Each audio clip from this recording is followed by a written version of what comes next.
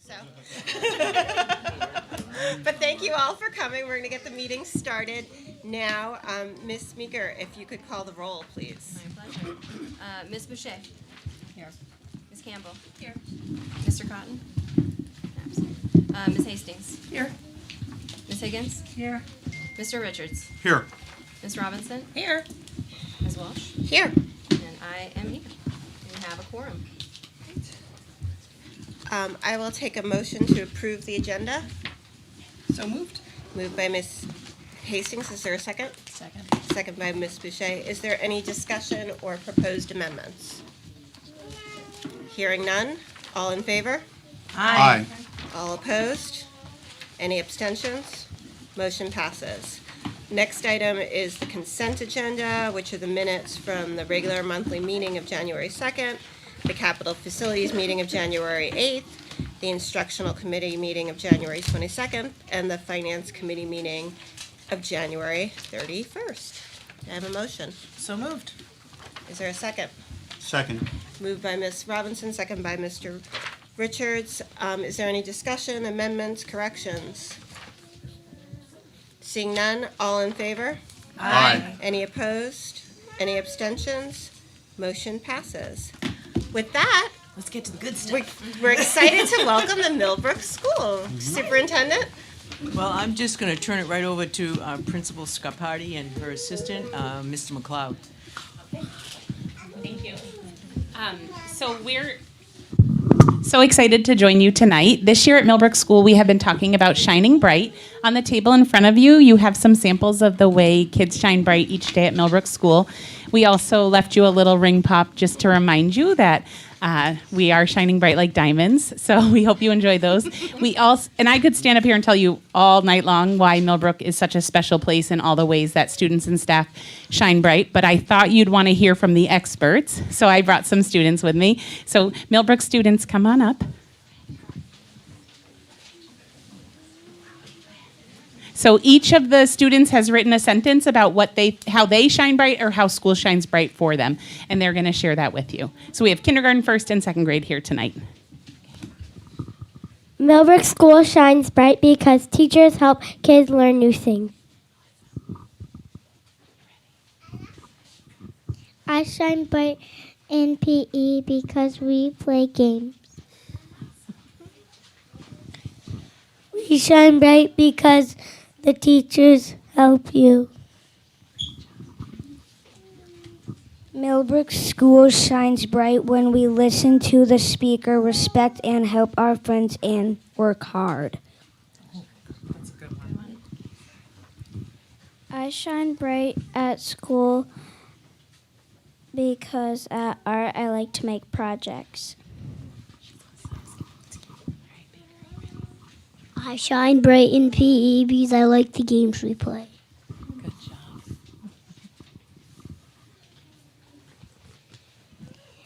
Milbrook shines bright because of the good rules.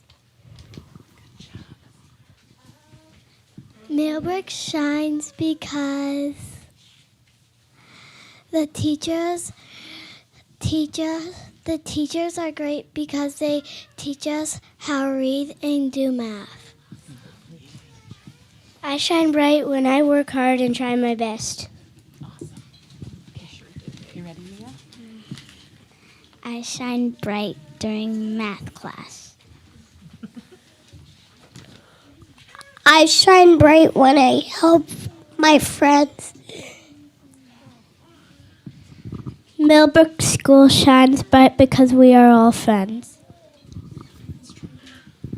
I shine bright during math class. I shine bright because I work hard at math.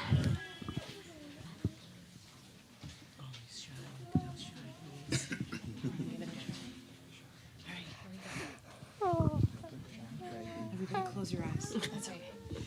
No one's looking. So we hope this gives you just a little picture into what happens at Milbrook School each day. These are just a small sample of our students, but they all work hard and shine in very different ways. So thank you for having us, and we hope you enjoy your evening. Nice. I say it for him? Of course. Okay, he said, Milbrook shines bright because teachers like Mrs. Giddis and Mr. Finney make his day awesome. Love that. Great job, everybody. Great job.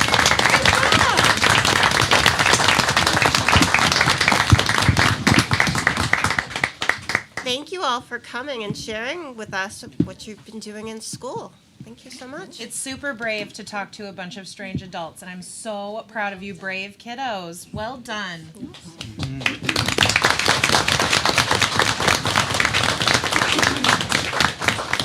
I think we can pause for a minute, and, unless you all want to stay for the rest of our meeting. let you go home. Thank you for coming. Thank you. Oh, that was the sweetest thing.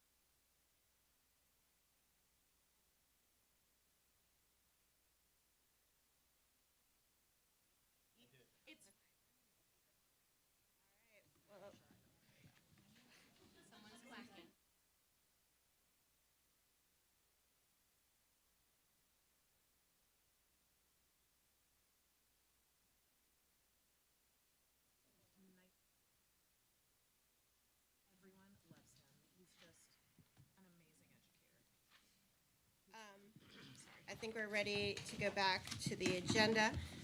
Before we go to our students, I did also want to recognize that it is School Counseling Week and to extend our thanks to all our great school counselors.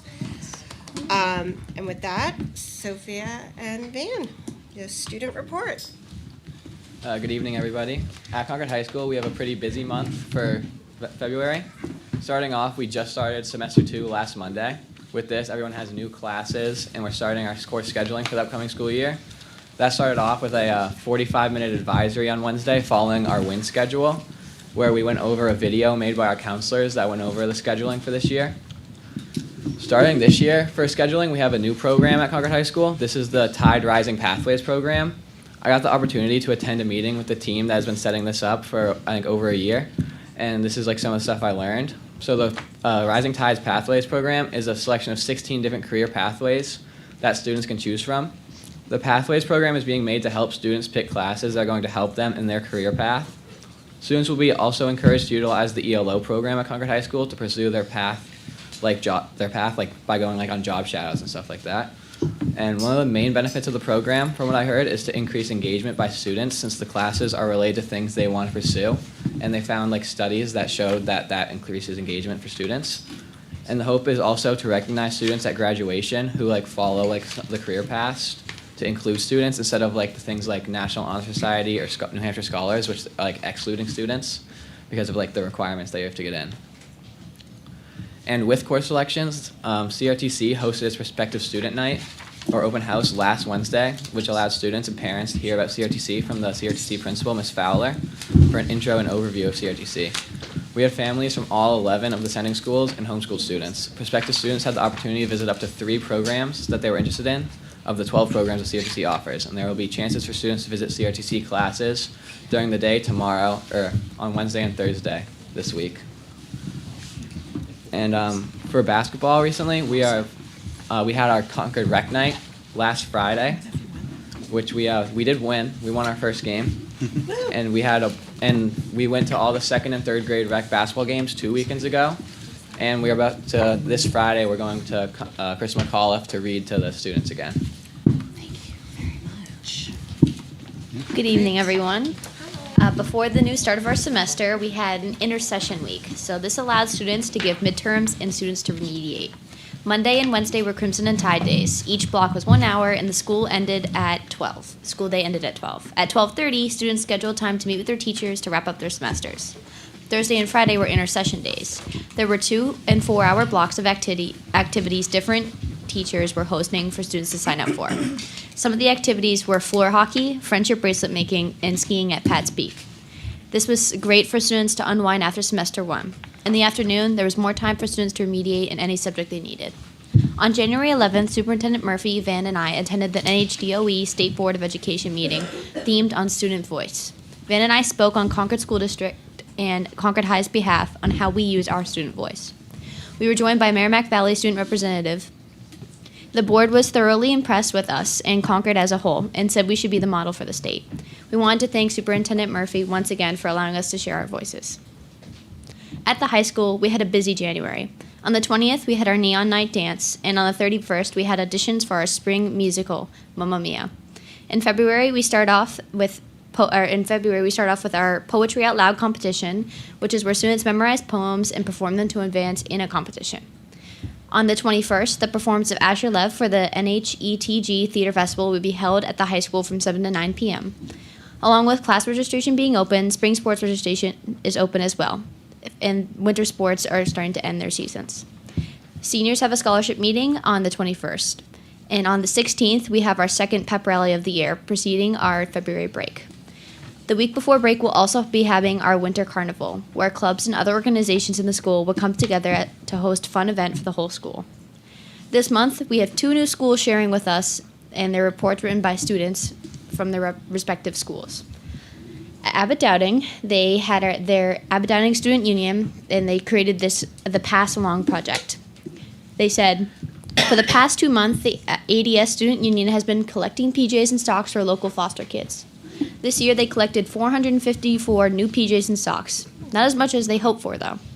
Last year's total was 1,027, so they hope next year they will be able to reach last year's goal.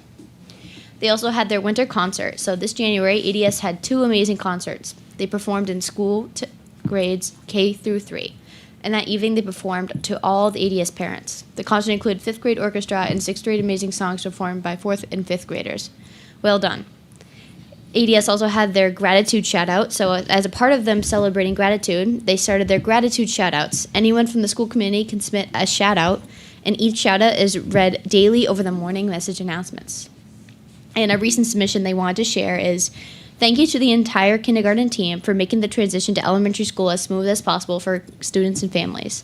We feel so fortunate to have had the opportunity to attend kindergarten camp, which was well organized and so beneficial to calming some of those first day jitters.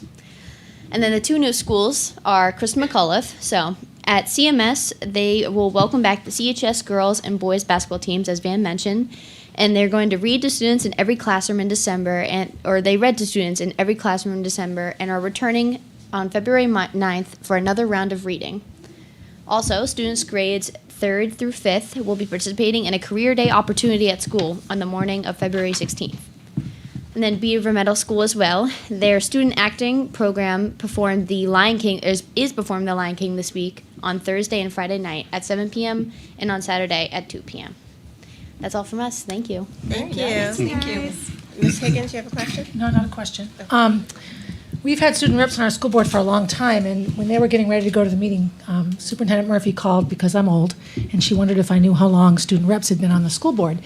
So in 1973, a very outgoing and demanding senior named David Parker at Concord High School lobbied for and was approved for a student rep on the school board. Then he graduated. 2 years later, his snarky little brother, whose first name I always forget, James, was the first student rep on the Concord School Board in 1975.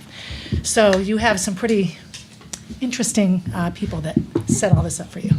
That's really cool. I had Thank no you. idea. Isn't that a great? Yeah. Y'all are doing a great job. Anyone else have any questions or comments? Okay, thank you. Thank you. Superintendent, your report? Yeah, the final chapter to that story that Barb just shared was I shared with the State Board of Education. Although David didn't make it the first round when he wanted to serve on the board, I told the board that, interestingly enough, many, many years later, David Parker ran for a position on the board, won, and was seated on the Concord School Board. So it was he did get his turn to represent, perhaps not as young as our two students are right now, but nevertheless, yeah, David did join the board, so it was great story. And I have to say that when Van and Sophia were at the state board meeting, I have been to a lot of state board meetings over my career, and I have never seen them so engaged. I mean, it was they just kept asking questions and having time with the students, and it was amazing. Really, they were very engaged, and our association, the Superintendent's Association, is trying to do every week. We have every month we have a session they're giving us about a half hour now to share things that are happening in our district. This is our Concord's second time. Last time I went and shared the 2+2+2 program that we do at Career Technical, and we've been doing it with Merrimack Valley. So the two of us go together as a team, which is kind of fun. But I never have seen the board quite as engaged when the students were there, so kudos to them. Well done. Yeah, and one of the things where their voice played out was at the Memorial Field, and Sophia, with all due respect, said, we didn't get a chance to come to the first hearing because we were all on the field. They were playing soccer or whatever sport they were engaged in the fall and didn't make the first meeting. So they wanted a chance to be able to share their thoughts about the field conditions. So Mr. Gill and I think you know this, Mr. Gill and I met with students at the high school, and we also met with students at the middle school to get their feedback about the school, and then I wrote that up and shared that with Mr. Gill. And so I'm pleased tonight to say that the second hearing, which we hope people will take advantage of, is scheduled for February 22nd, 6 o'clock at the Krista McAuliffe Auditorium at Concord High School. So that's it's a Thursday, February 22nd, right before our break, winter break for the students. But we're hoping that folks will come out. The focus of this meeting will be the results of all the testing that was done. As you recall, we had a presentation about the work that they were doing, especially around things like drainage, the problems. But they looked at parking. They looked at layouts of the field. For instance, at some point in the baseball diamond, the sun comes. Well, when you're in the batter's box and the sun is in your eyes, it's a slight disadvantage. So they also had architects there to lay out the field. So on Thursday night, the 22nd of February, the engineers who did all the drainage work and did all the studies, as well as the architects that do landscaping in fields, will be present to present some options. They anticipate 3 options, really. Do everything all at once, do nothing at all, and to do a phase-in to the projects. And so they're going to share that evening, and then also have time for the folks that attend to give feedback around those proposals. So it is moving forward. Took a little bit longer time to get all the results of the testing and the borings that they did, and uncovering pipes. And as you know, the field is in pretty tough shape as it relates to water and drainage and just the layout of the field. And the track, I might add, is in the bleachers were also brought up as major areas that need to be addressed. So we'll see. We'll see. Second item on my report, if I could just turn to my colleague, Ms. Yarlart, and have her just give you a quick update on the January 23rd PD workshop day. You will, I would bring your attention to pages 22 through 25, where I've done a little summary of the January 23rd workshop day. I do have to say that planning for these days takes a tremendous amount of work, and I really appreciate the support from Fern Seiden and from John Fabrizio as we work together to plan these days. I want to say that we had a really nice theme throughout all of the professional development days: August, October, November, and January. We had a heavy focus on social emotional learning, restorative justice, and trauma-informed practices. So we allowed presenters to return each time, so that if somebody did not see a certain session, they'd have an opportunity to see that session. Everyone in the district participated in what's called a professional learning community, either with their content persons. So for example, at Runlit, it would be all social studies teachers, 6 through 12, who would meet together as a PLC to talk about curriculum. And at the lower levels, it would be all 5th grade teachers across the district meeting as a professional learning community for 2 hours during the day. And I think overall, the comments that we received from a survey spoke very, very highly of these opportunities for collaboration. And one of the nice things about it is that it really addresses our strategic plan around transitions. So if there's more alignment between Runlet Middle School and Concord High School in terms of instructional practices, procedures, then it's going to turn to be best for students, and also leveling the equality field across the elementary schools to ensure that their scope and sequence of instruction is similar across the different buildings. So I shared some quotes. The keynote speaker was James Moffett, who for the second time got stranded at an airport. So he was very masterful at presenting virtually and kept the audience very engaged. We did a middle school and high school segment and then an elementary session. So it was very, very, the feedback was just absolutely awesome, as you can see from some of the quotes that are there. We also had Sarah Sherman visiting us again to talk about rethinking discipline, which has to do with restorative practice. And at the high school, I believe they have all but a handful of staff now trained in restorative practices, so that's going to be a very big cultural shift at the school, and we're bringing that professional development down to Runlet Middle School. So all in all, a very successful day. Great, thank you. Superintendent, anyone have any questions? Ms. Meeker? I do.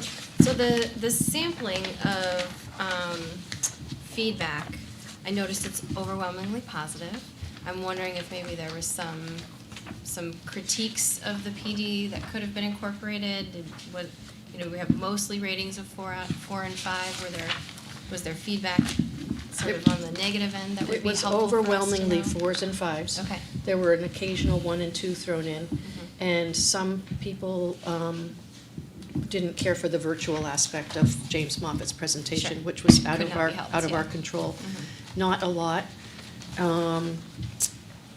Honestly, it was just 3s and up. I mean, 1s and 2s here and there, but they were so limited. So I put in my note that while feedback was mostly constructive, it was the feeling that the virtual piece didn't work for everybody, which I fully understand. You were Yeah. there. And, I'm interested in that feedback too, right? So Yeah. that was, people couldn't see the screen well if they were way in the back, and some few people had put that they felt that the learning was redundant for them. Excellent, thank you. Yeah. Appreciate that. Any other questions? Yeah, I just want to make Yeah. a comment, kind of in line with Kara, in making sure that there's maybe no identifying information on the survey so that staff can feel open about. And that survey's been changed to eliminate the need for anyone to put their email. Right, we talked about that. Thank you, Kim. Thank you. Anyone else? Superintendent? So I'll continue with the theme that Kim just presented to you around social emotional learning. Today, the district was represented down at Legislative Hall at a hearing of HB 1473, which was a bill to eliminate social emotional learning in the public schools. And sort of that was is not cohesive with what our district has done in terms of you voting to accept the competencies, CASEL competencies, and you have a social emotional curriculum here in the district. I think you heard a piece of that tonight with the students from Milbrook. Certainly the we shine bright like a diamond at MBS and it's all around kindness, caring, and gratitude, and those are all the really strong elements of social emotional learning. So today, Fern Seiden, our Director for Student Wellness, testified in front of House Ed, and I was not present. John was there. John Fabrizio was there. I believe that Anthony was there. He had a parent who also was there, and we had a 6-year-old from Abbott Downing testify about her experiences with social emotional learning in her classroom and the kinds of things that are done at her school and how important that is to her. So I think Concord was well represented in terms of making sure that we continue with these skills that are really critical. One might think they're soft skills. They're not math or social studies, or they're not chemistry, but they're important skills for our students to have. 10 years ago it was character education, if some of you remember that, and it's just really changed the theme, but it was all the same kinds of skills that we want our youngsters to have. Collaboration, cooperation, working together, team building. I could go on and on. I think Katie would probably do the same thing. But I was very pleased that Concord was well represented and provided testimony today, both oral and Fern provided written testimony also. So just so you know what we were up to this day. Ironic that it's during school counseling week. Yeah, it was not good timing, I would say, not good timing at all. Yeah. They were, from some of the video that I sent, Terry sent me over some video this afternoon, and, there were retired school teachers, counselors, all kinds of folks with agencies were there. And, of course, there were folks that spoke on both sides of that issue, but clearly we are very supportive of social emotional curriculum, and we're moving forward to look at the materials that we use now, so it's important to us.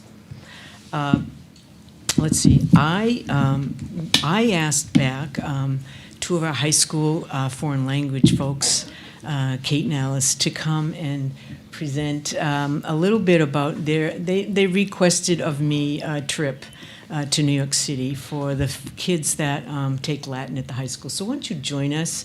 And Jack, can you put their video up? Their PowerPoint. I think they're going to... If you want to try, go ahead. Okay. Yeah. It worked last time. I'll see if it works this time.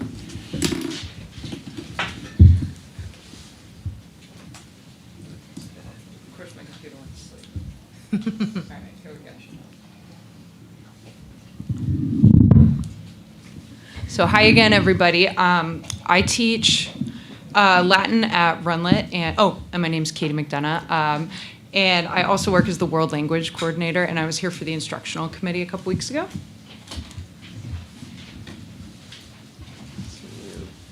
Got it. Alice, you want to introduce yourself? Yeah, who are you? I'm Alice Soktursky. Right now I'm teaching all the levels of Latin at the high school. Nice.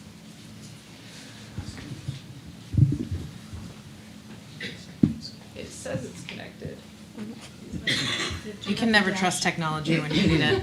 Oh, I don't have the dash. gosh, I'm connected somewhere else. I hope they like Latin. I was going to say, there's another room that's loving what you've got going on. I've done that at Runlet before too. All right, here we go. All right, this is us. Awesome.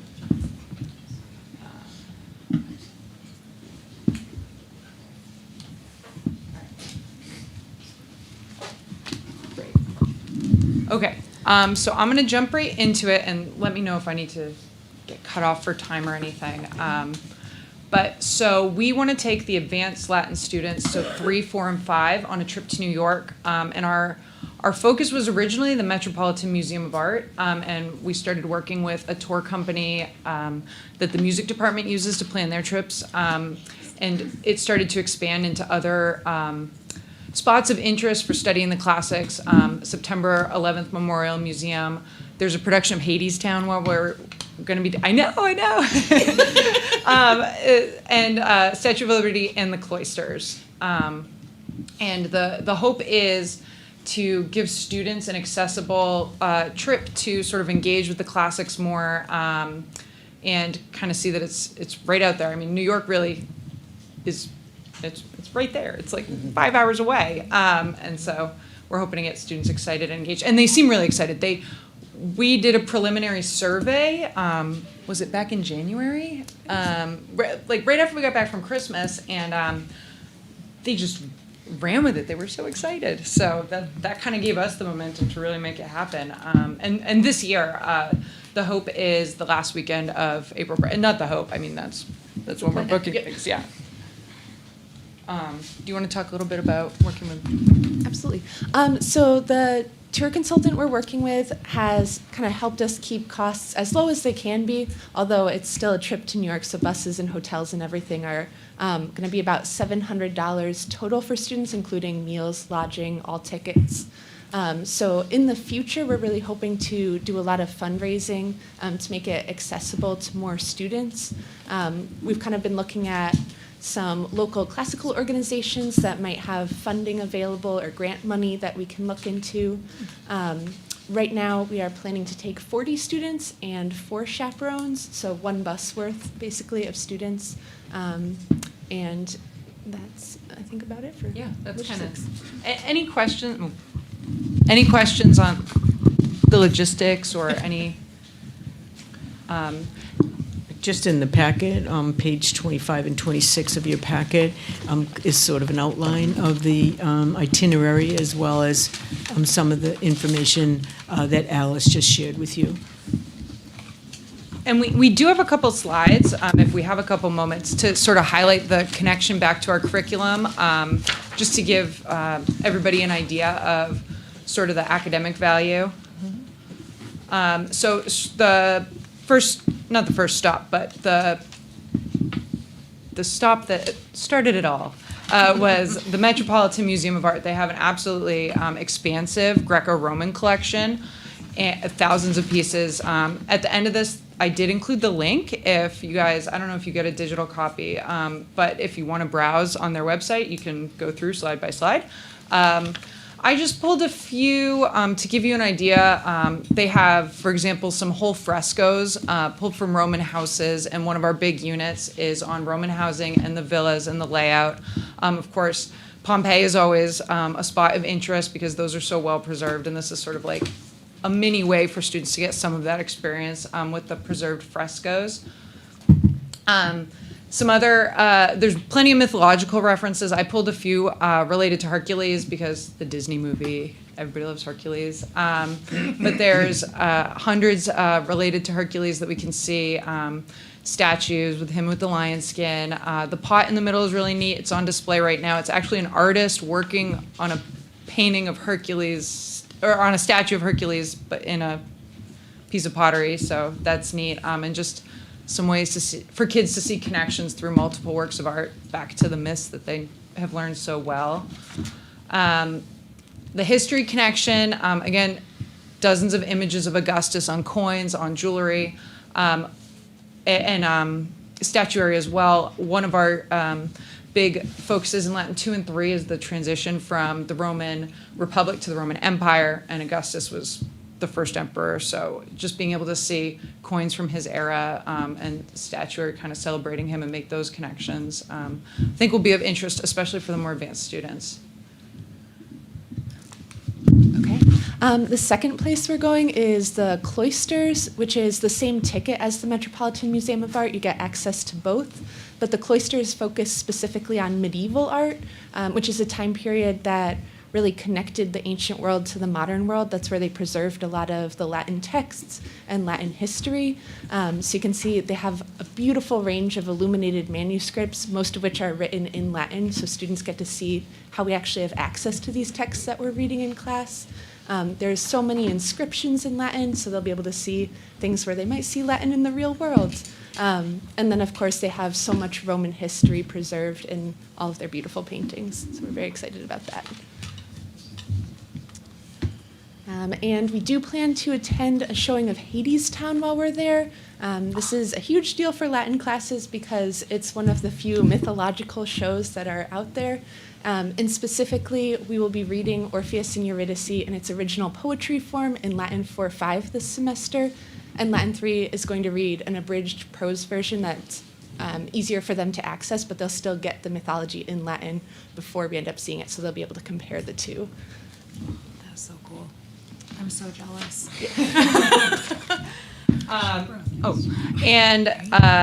There's actually this quote from Virgil incorporated into the September 11th Memorial and Museum, and our advanced Latin students have had exposure to Virgil's Aeneid either in previous classes or they're going to coming up. And the Aeneid is sort of a wartime poem. It's about Aeneas's time fleeing his homeland and fighting for a new one.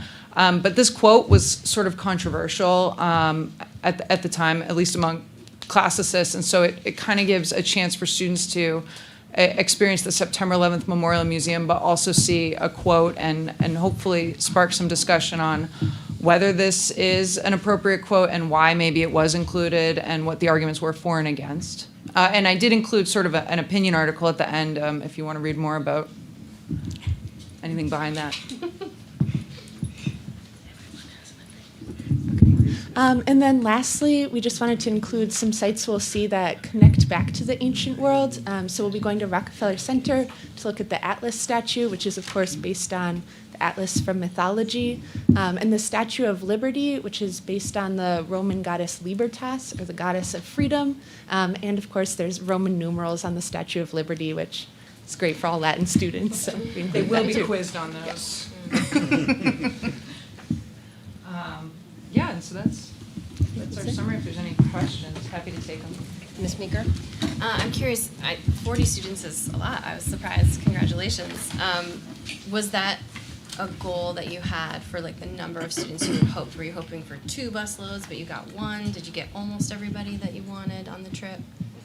Do you want to? Yeah. I can. So our goal was 1 bus, so we could kind of keep everyone together, and we figured 40 students is manageable with 4 chaperones, about 10 kids per chaperone, and that'll give an opportunity for all of the Latin 3s, 4s, and 5s, if they all choose to go, they would all be able to get on that trip. So everyone has access. Everyone has on access. That bus. Yep. Okay, thank you very much. Ms. Hastings? I happened to be at the central office on the day that this was presented, and one of the questions that came up were scholarship opportunities for all students so that everyone has an opportunity to attend this. And into that, we went down a different path with the Runlet Middle School trip to Washington, D.C., and wanting to make sure we have an inclusive group of students able to attend that as well. And we started brainstorming how it would be great if, in addition to the heavy fundraising that these groups do, there might be a scholarship fund that is through the school district and the community that would help offset these costs for some students that were requiring them. And Superintendent Murphy indicated that that was something that we thought we could get going, and as we're heading into budget season, we might want to put another little star somewhere to say, is this something that we'd want to put a little bit of money into as well. But as far as the community involvement part, I have approached a local business and the teachers union and to see if they would be interested, and both have promised monies. So we should be able to help you out with that as well. So we just Way to go, Brenda. we want to make sure that all of our students have an opportunity to do this. So Awesome. Yeah, thank you. Thanks for looking into that and getting it Sure. started. Wow. Is this the first time there's been a Latin trip? Right, yeah, we haven't done one in the past, in the 10 years I've been here, so. Do other languages have trips? Well, one of the reasons that I asked them to come tonight was because it was a first time for Latin, but we also have German. That's pretty regular. The kids go to Germany. We have German students come to Concord, so that's very common. I understand there's another trip, some discussion around France, but I haven't heard any more on that. But this was the first, but we do have regular trips going out. Well, thank you. Thank you. Yeah, thanks for finding, Yeah, a lot of hard work that you put into that, to be And honest. my understanding, Superintendent, is you do not need a vote from us. This No, you was don't more need a vote. informational. I approve those Yep. trips overnight, but where it was the first, I thought it was important for you all to hear It's fun about to it. hear about. This is cool stuff. Thank you guys. Thank you so Think much. about going, you know. Oh, just imagine the opportunities. Yeah. We'll just show up. I drove all the way here. I lived in Lyndhurst. I know where to go. I have family. I have family right outside the All right. city, so you better watch out. Going on to the bicycle. Could I just add one more thing? I wanted to mention the NAEP test. NAEP. I'm trying to sound out all the vowels. The NAEP test is given every year. The test is a federal requirement that students participate in the testing. The test measure is given to grade 4 at Crystal McAuliffe this year and Broken Ground grade 4. And in each of those sites, only 50 students take the test. They bring 50 laptops. And that's all that students take it, and it's done randomly. So we don't pick the students who take the test. We don't. They have monitors who come and actually run the testing in the schools. So we don't really get engaged in it, but we do do this annually. We also do 8th grade, and the same rules apply. 50 students randomly selected. They are tested in math and in reading, and it depends, but no more than 120 minutes in order to do that. So we've been doing it in Concord for many, many years. This is in response to, if you recall, A Nation at Risk. Some of the people that have been around for a while remember that that was the feds concerned about students' achievement back in the 80s. And so as a result, they put in this national testing to have a national report card. So we won't get individual information about what happened at Christer and at Broken Ground and at Runlet.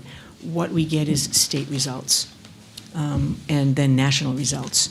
So it is just another way of getting some data from the federal point of view, and we don't have any choice. We have to do it. However, with that said, parents do have the right to opt out. And there's a letter that went home with the students. I happened to see Krista McAuliffe's letter today. But they do have the principals send the letter home, and parents can opt out of it. They don't have to take it. So I just wanted. I had a couple questions today, and I thought it was noteworthy to bring you up to par on that. And do we know when it is happening? Well, like today, it happened at Krista McAuliffe. They had their testing. okay. Broken Ground is up next. Okay. So it's within a close period of time right now because they bring people in to monitor the tests. Any questions on that? So, Anthony's here. Do you want to talk a little bit about this wonderful bike program? And you brought a guest with you, and why don't you come on up and share this program? I think you all will be kind of excited to hear about this opportunity for our students. By the way, the information is on page 27.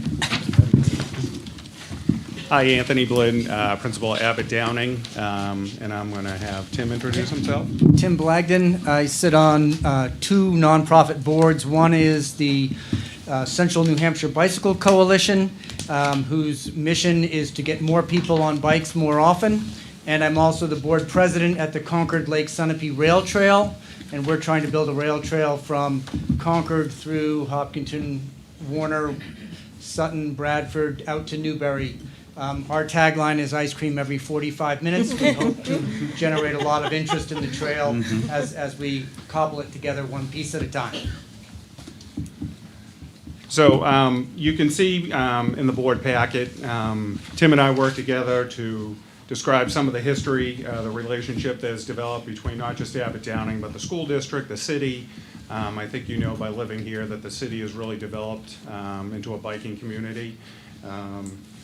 So I'm going to ask Tim to highlight some of the background, and then we're going to talk about the Learn to Bike program for kindergarten and first grade students. Sure. So we got involved with Abbott Downing back in 2019, I think it was. There was a Bike to School Day event, and with the Planning Commission and the City of Concord TPAC group, they popped up a temporary bike lane on the street that goes by your school. And Anthony came by, we were talking, we said, what about any interest in these bicycle fix-it stations? It's like a quick tool set and pump that works with the two different types of bicycle tubes, and you can make quick repairs to bikes. And a couple of years later, after that initial conversation, we got 11 of those sprinkled throughout the city. And they're picked up on a national map. They sort of announced that Concord is a place that has bicycle culture. And they work, and they're cool to use, and please consult the map, the national map, to find out where they are. But they do include Concord High School and Abbott Downing and Merrimack Valley School District and a bunch of other cool places. And then back in March of 2023, I read a Monitor article that where the middle school was talking about partnering with the Y to try to help kids get back into social activities at school, and they were having a hard time coming off the pandemic.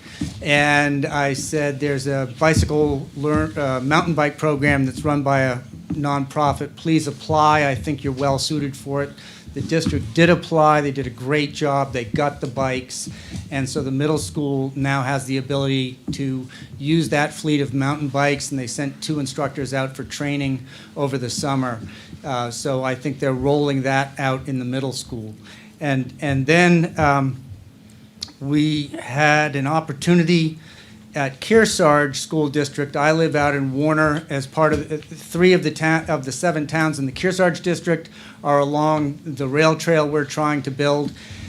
And I thought, well, now if I can get the kids to ride bikes, maybe I can reel in the parents too, and so we'll teach them the skill, see if the school district is interested in doing that. We asked, they enthusiastically said, yes, this is a great idea.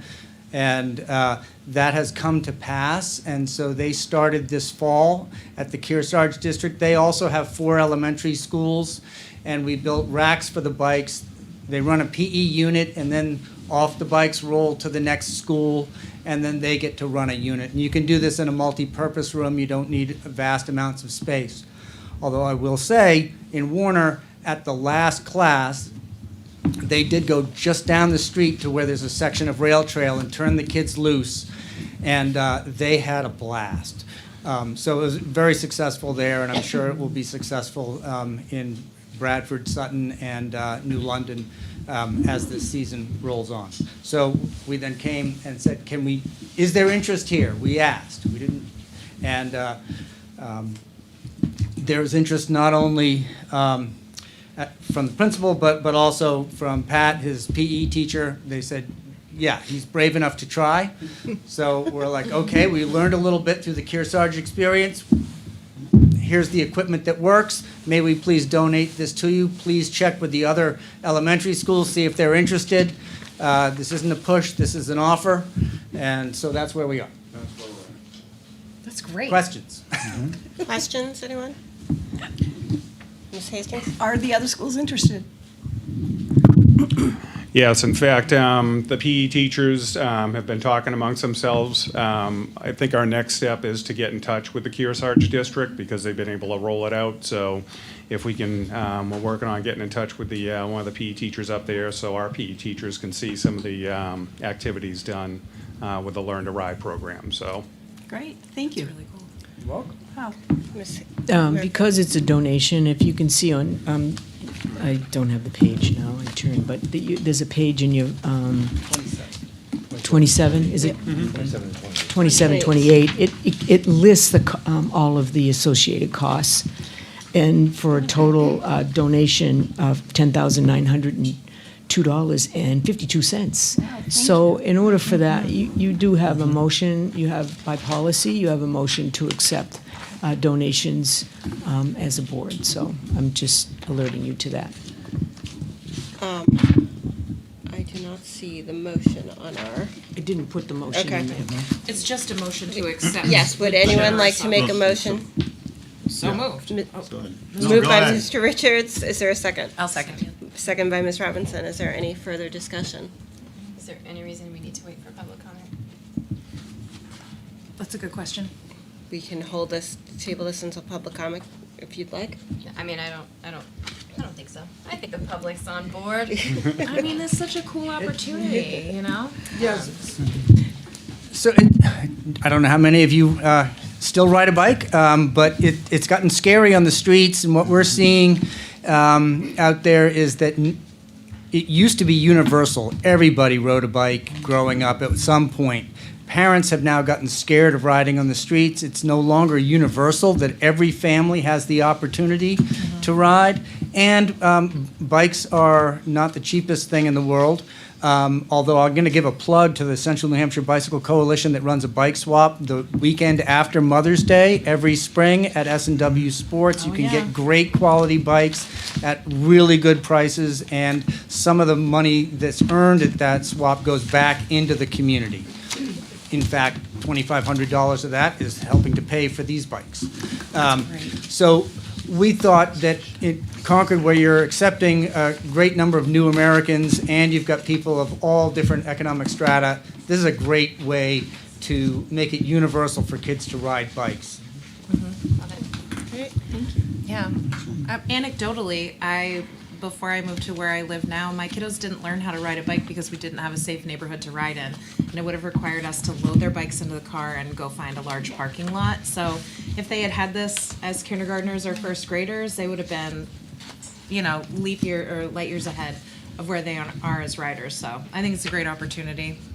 And there are two different, I don't know if you looked, how closely you looked at the path. There's two different types of bikes. So for kindergartners, you'd be looking at the balance bike. Perfect. And then the pedal bikes for the first graders. You're looking at about 5 to 6, maybe 7 week unit with the bikes, and then they're on 2 portable racks that would make it to the next school. 5, 6, 7 weeks, then to the next school, and so on. So you'd hit all 4 elementary schools during the course of the year, and it's a great opportunity for our community that's become very bike friendly. So that's awesome. Any further questions or comments? All in favor? Aye. Any opposed? Any abstentions? Great. Thank you so much for your Thank you. generosity. Yeah, thanks for the hard Thank you so work. much. We're Appreciate excited that. about this. Yeah. Thank you. Oh, I love that. Wonderful. It's so great. Madam Chair? Yes. May I ask that we give Quincy an opportunity to speak about the equity advisory at this point so that he can get to his next place for 7 o'clock? Sure. Oh. So, Can I have a motion to amend the agenda to move up the report from the Equity Advisory Committee? Anybody? Yep. Liz said yes. Is there a second? Second. There we go. Second by Ms. Campbell. Any discussion? All in favor? Aye. Any opposed? thank you. Any I'm just abstentions? trying to help him out a little bit. Thank you. Yeah. Time's Mr. tight. Yeah. Worthy. Hi, everyone. Thank you for being flexible. For those who don't know, I'm Quincy Worthy. I am the DEIJ director for the school district. I just wanted to give an update. We recently had a DEI advisory committee meeting last Tuesday at Runlet. We had in attendance students, faculty, parents, community members, and a couple school board members as well, which was great. As far as the agenda goes, we had a large portion of it was actually listening to student voice, and that was just around topics such as culture, climate, ideas for improvements, general feedback, observations, and those were students from Runlet and from the high school. In addition to that, Superintendent Murphy gave updates on district efforts in DEIJ. We also had Ani Malachi, who's the Executive Director for the Human Rights Commission. She came through and shared a document with us that she's also shared with all of the administrators in the district as well. That document has a very long title, but basically it is all around responding to bias incidents. It was put forth by the Governor's Advisory Council on Diversity and Inclusion. So it was really nice just to get all of that like from her directly, since she did a lot of work with that. And then at the end, we gave out some homework for our folks to help us build and refocus, edit some goals that were made prior to the committee coming together. And from that, we're going to use that to build out some subcommittees that are going to help me push forward a lot of this work. So I just figured I would give a little quick update on that. I don't want to take up too much of your time, but if you have any questions. Any questions? No. Thanks for holding the space for that. Thank you. I appreciate Yeah, no you. problem. I love it. It's a great thing. Thank you. Thanks, Quincy. Good luck getting to your next destination. Thank you. Superintendent, I'm anything else finished. from you? Okay, great. Next is the middle school project update, the contract for architectural services, which Capital Facilities and Finance had a joint meeting last week to recommend. Mr. Dunn, would you like to present that? And I believe there was an open question as well. Sure.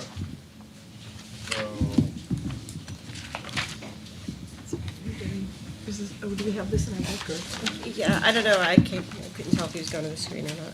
I'm going to go on the screen for the answer to your question. Yep.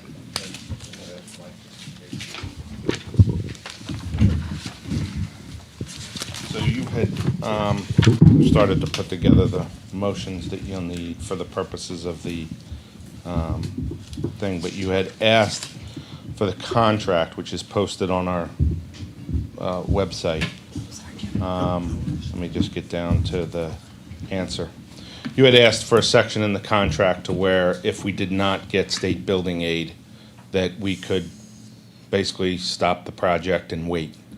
So there is a section in there that has this statement that does pause the project in the event you choose not to continue because of building aid.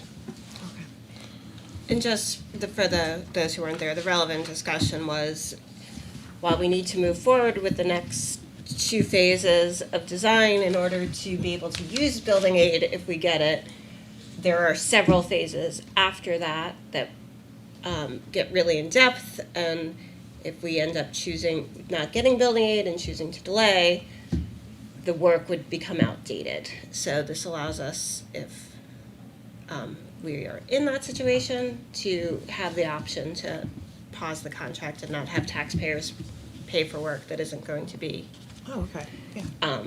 used. I think it's also important to note that when there's delays, the escalation is between 3 and 5%. So on a project like this, is $3 to $5 million a year. So you could be looking at $6 to $10 million with a pause. In construction costs and Yep. materials costs, yeah. Yeah. So. Well, and, that's not saying that the district would ultimately make a decision or that there won't Sure. be building aid, it's just planning for You asked. contingencies. Any option. Yeah. Yes. Yeah. Okay. Do you want to give a little more overview on the contract Sure. itself? The contract itself has a number of services, let me go back, that aren't included, and things that, let me just find. HVAC. quite a few presentations from Mr. Dunn this evening. Yeah, sorry. Yeah, that's I'm trying to find my section if I did have it on that. Conf. Oh, that's not what I'm looking for. Oh, okay. Here it is. So there are the services that are included in that fee, and it represents 7.5%. We've got that down to. Remember, too, that this amount is in the soft costs of the project. So all of it is eligible for the 40% reimbursement from the state, okay? It's when you get into the hard costs of the building of the building where the numbers start to change and you have certain caps, but that'll be for the future. But you have negotiated a lower percentage than Correct. This is down was about 1.8 requested million. or that was in the budget. That's correct. This is down about 1.7, 1.8 million from where the budget was, okay? So, I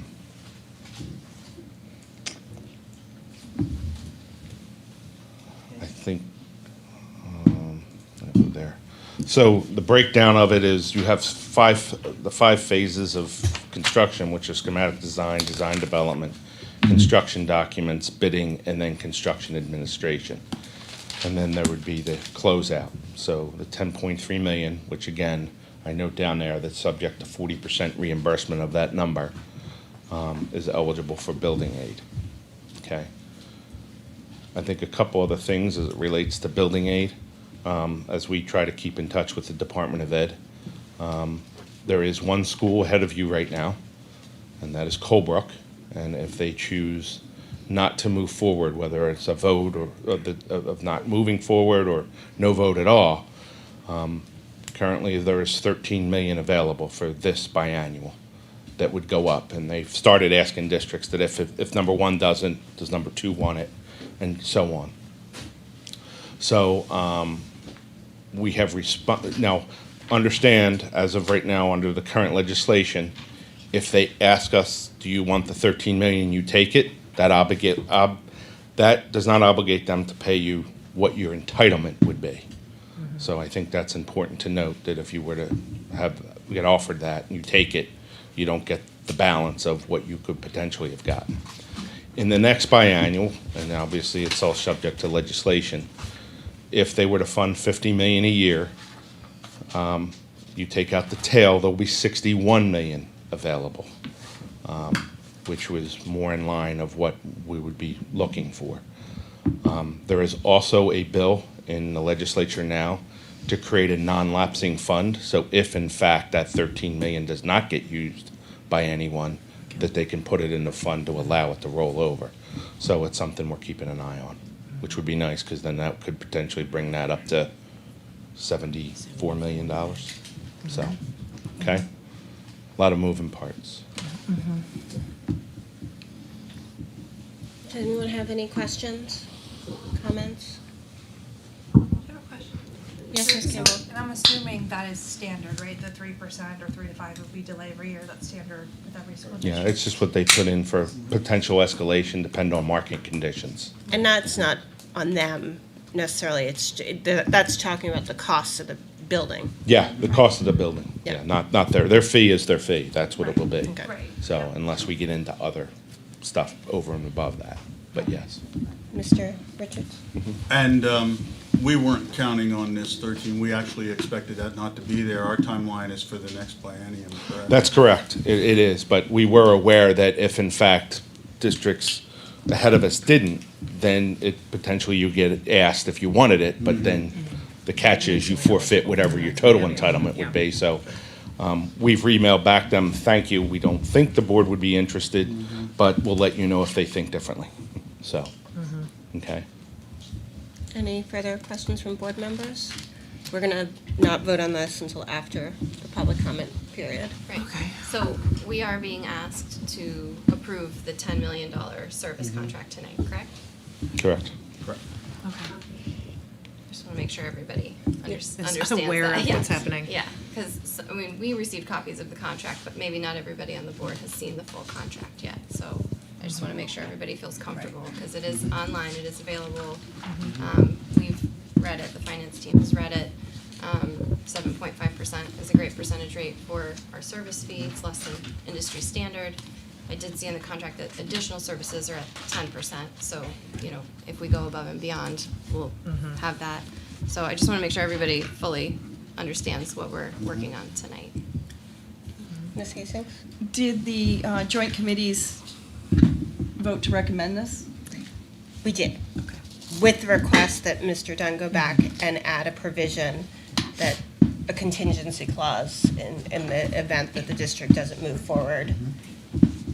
I think that was good. That was Yeah, a good move. for any reason. Yeah, I mean, you never know. Okay. All right, good call. Thanks, Jean. The second item from that joint meeting that I'll cover is a recommendation to establish the middle school building committee and a variety of working groups. And again, we will vote on that after public comment. But now I need to pull up the working groups, Mr.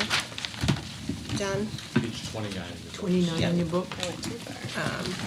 29 and 30. 30 Yeah, is a nice so little the working groups that we are recommending are programming, so, you know, curriculum, what we need to meet our programming needs, sustainability, site design, traffic and transportation, future of the Runlet site, and then a transition from Runlet to a new school. Not all of these committees will serve, working groups will serve the life of the project. Not all of them will start at once. They'll be sort of phased to go along with the workflow of the project. The building committee will meet and oversee the entire project for the life of the project. It will include all members of the Capital Facilities Committee, the superintendent, the middle school principal, and then some members of the public. The working groups will include, we've asked every board member to try and serve on at least one working group. And some of them will have other folks. We want to make sure we have the city's traffic engineer, for example, for the traffic committee. The first two groups that I think will get started first are the programming and sustainability based on the needs of the project.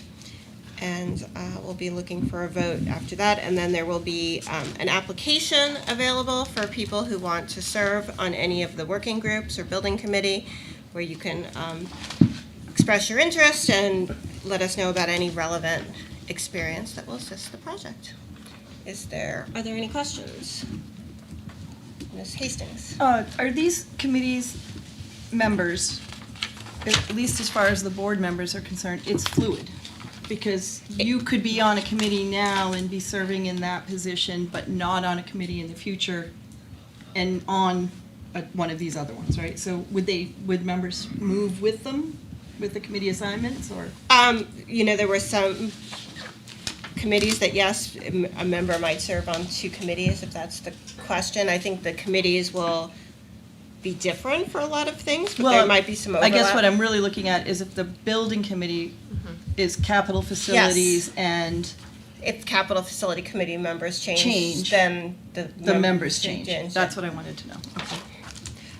You know, we had a discussion about whether there are other working groups that we might want, and whether there should just be a process to create it outside of the board. We thought it was important that if there's additional working groups, they go to the full board to be created. So there's that.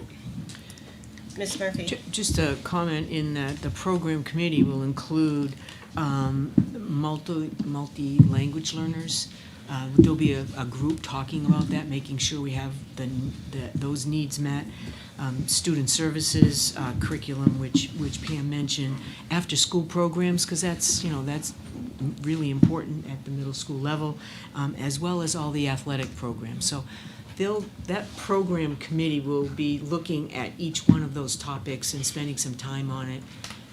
and making recommendations to the full committee.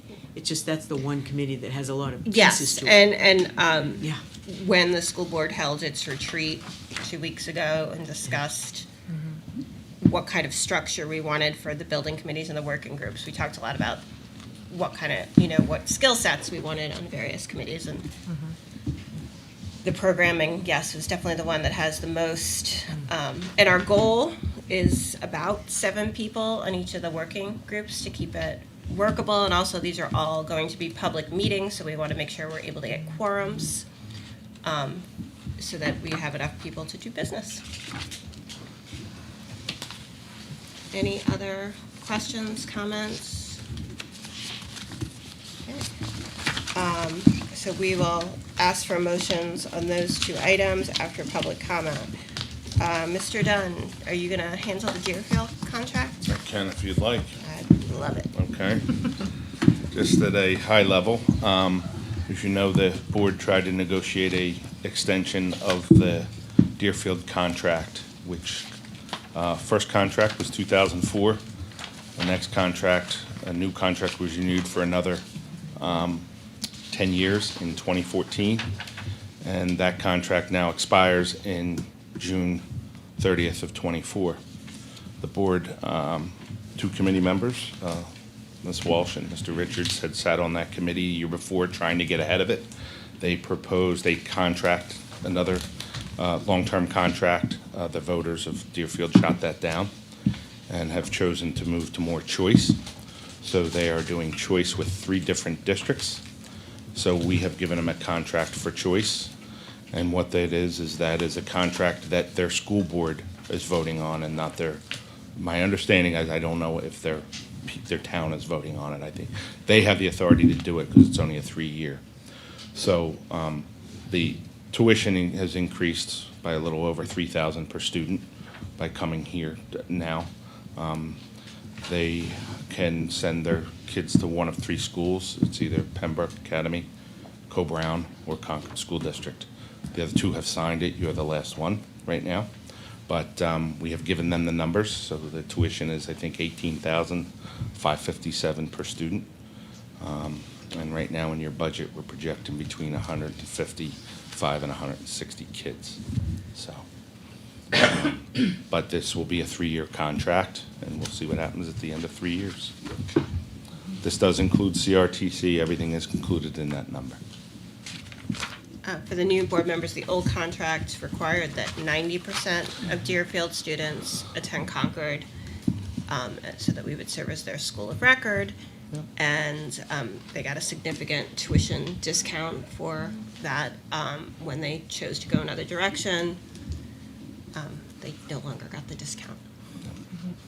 Yeah, so it's about 3,200 more. It's going to be 15,300, and it went to 18,500. So, Which still puts us below the other districts that they're. I think so. I haven't seen those, but that's what I've heard. But we'll see.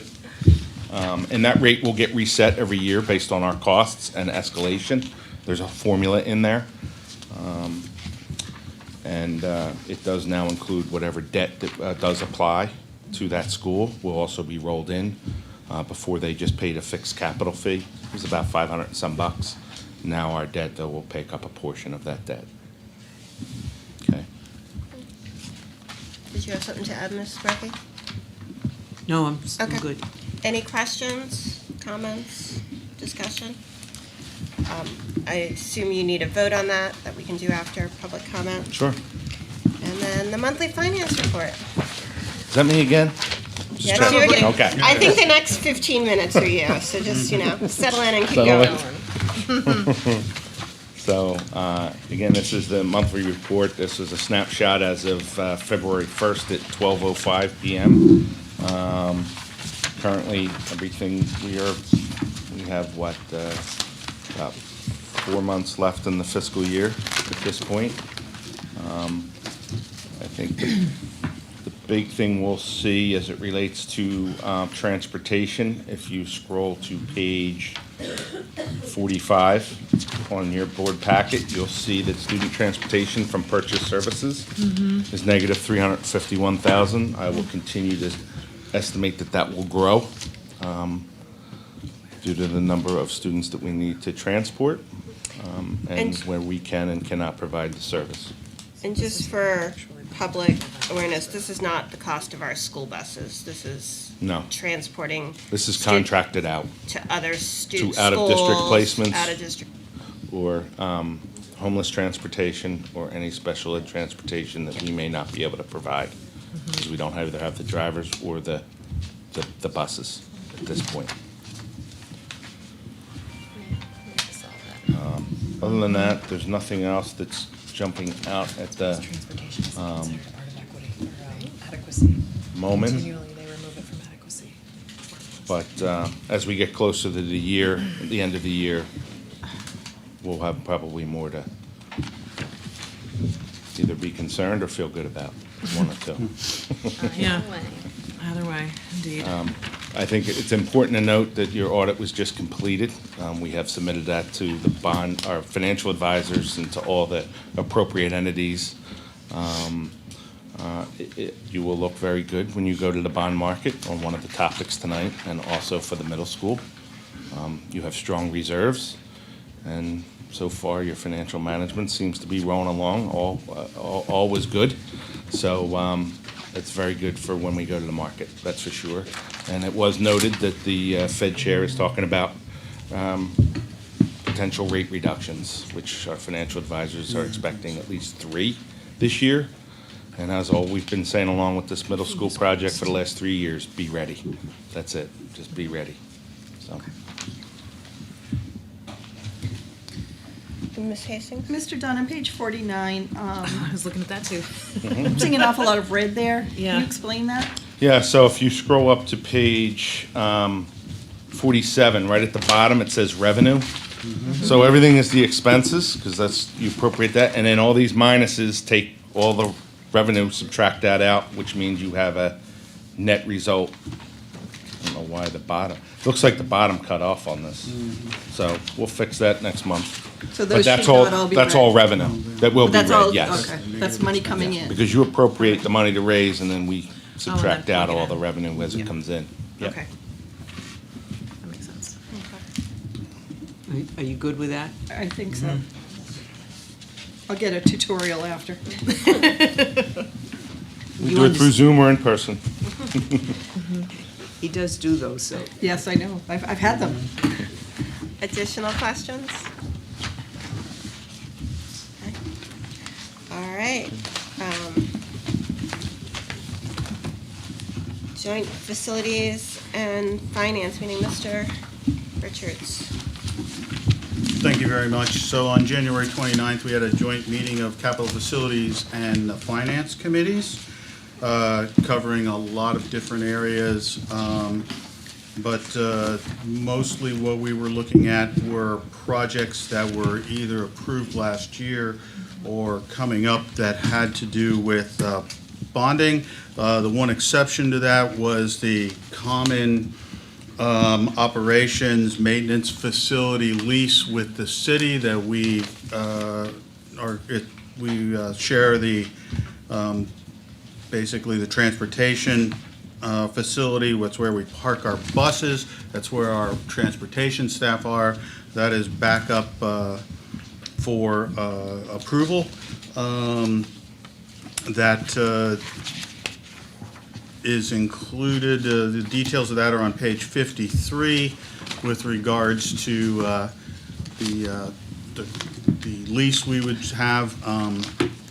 The lease payments are included in there with increases of 3% on that.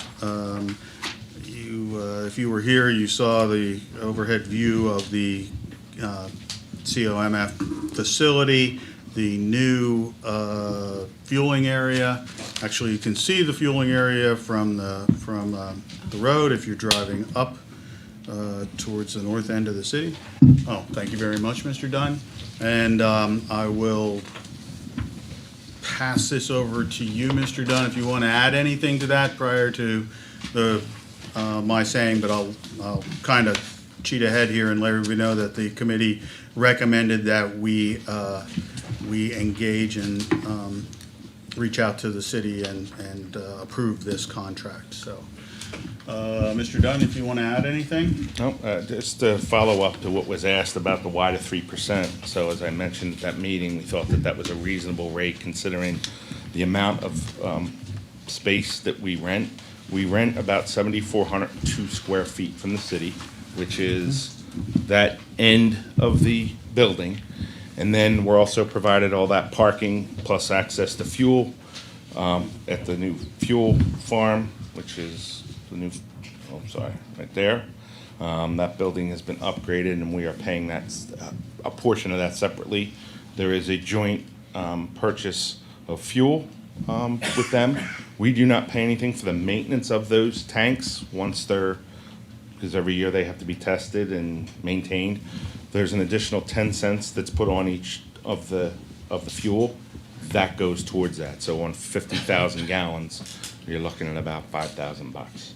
So, small price to pay. I did call Realtor that we've used in the past and have used recently and asked to try to locate for the amount of charges that we're looking at and get the amenities that we had. And he said, I don't see that happen, and he thinks he thought it was a fairly good compromise between the city and the school working together at that price. So you figure, right now, we're a little over $10 a square. In 10 years, you'll be at $13 a square foot. That does include electric, it does include snow plowing, and it does include heat, which really changed his mind then. Because typically, that'd be a triple net, you would be paying some portion of it. So I wanted to make sure that was reasonable after your request. We felt it was, and I think that just reinforced it. But it's a great collaboration with the city. I don't know how long we've been up there. Probably should know that. I think that facility was built in the mid-90s. But we used to be over off of Pembroke Road where Merrill Radiator is behind, I think, Wendy's. We used to own that. And then there was a whole land swap in the late 90s with the city to get the parking lot where the high school is now. I have the minutes from 94 when all that was happening. So maybe that's when that did happen. That's put in. But anyway, that's it. Any other Okay, questions? you can see all of the yellow vehicles are ours. Very obvious. The Capital Facilities and Finance Committee, they recommended that the board approve this 10-year lease agreement with the city and authorize the superintendent or the superintendent's designee to sign the lease agreement, and that will come up for a vote after public comment? Yes. Okay. The next item that we discussed, as listed here on our agenda, would actually be buses. It says architectural contract, but we've already discussed that. We own our own bus fleet, as you can see. We are at a point where we need to add additional buses. Typically, we do this with a bond. The last time we did that was in 2017, I believe, Mr. Yes. Dunn. And this would be a bond for $1.5 million to replace up to 10 buses. Currently, our youngest bus is 10 years old, so they've got a lot of mileage on them. So this would be a bond recommendation. The Capital Facilities Committee and Finance Committees did make the recommendation to approve, and I will read that. Let's see, I have to find it in this order here.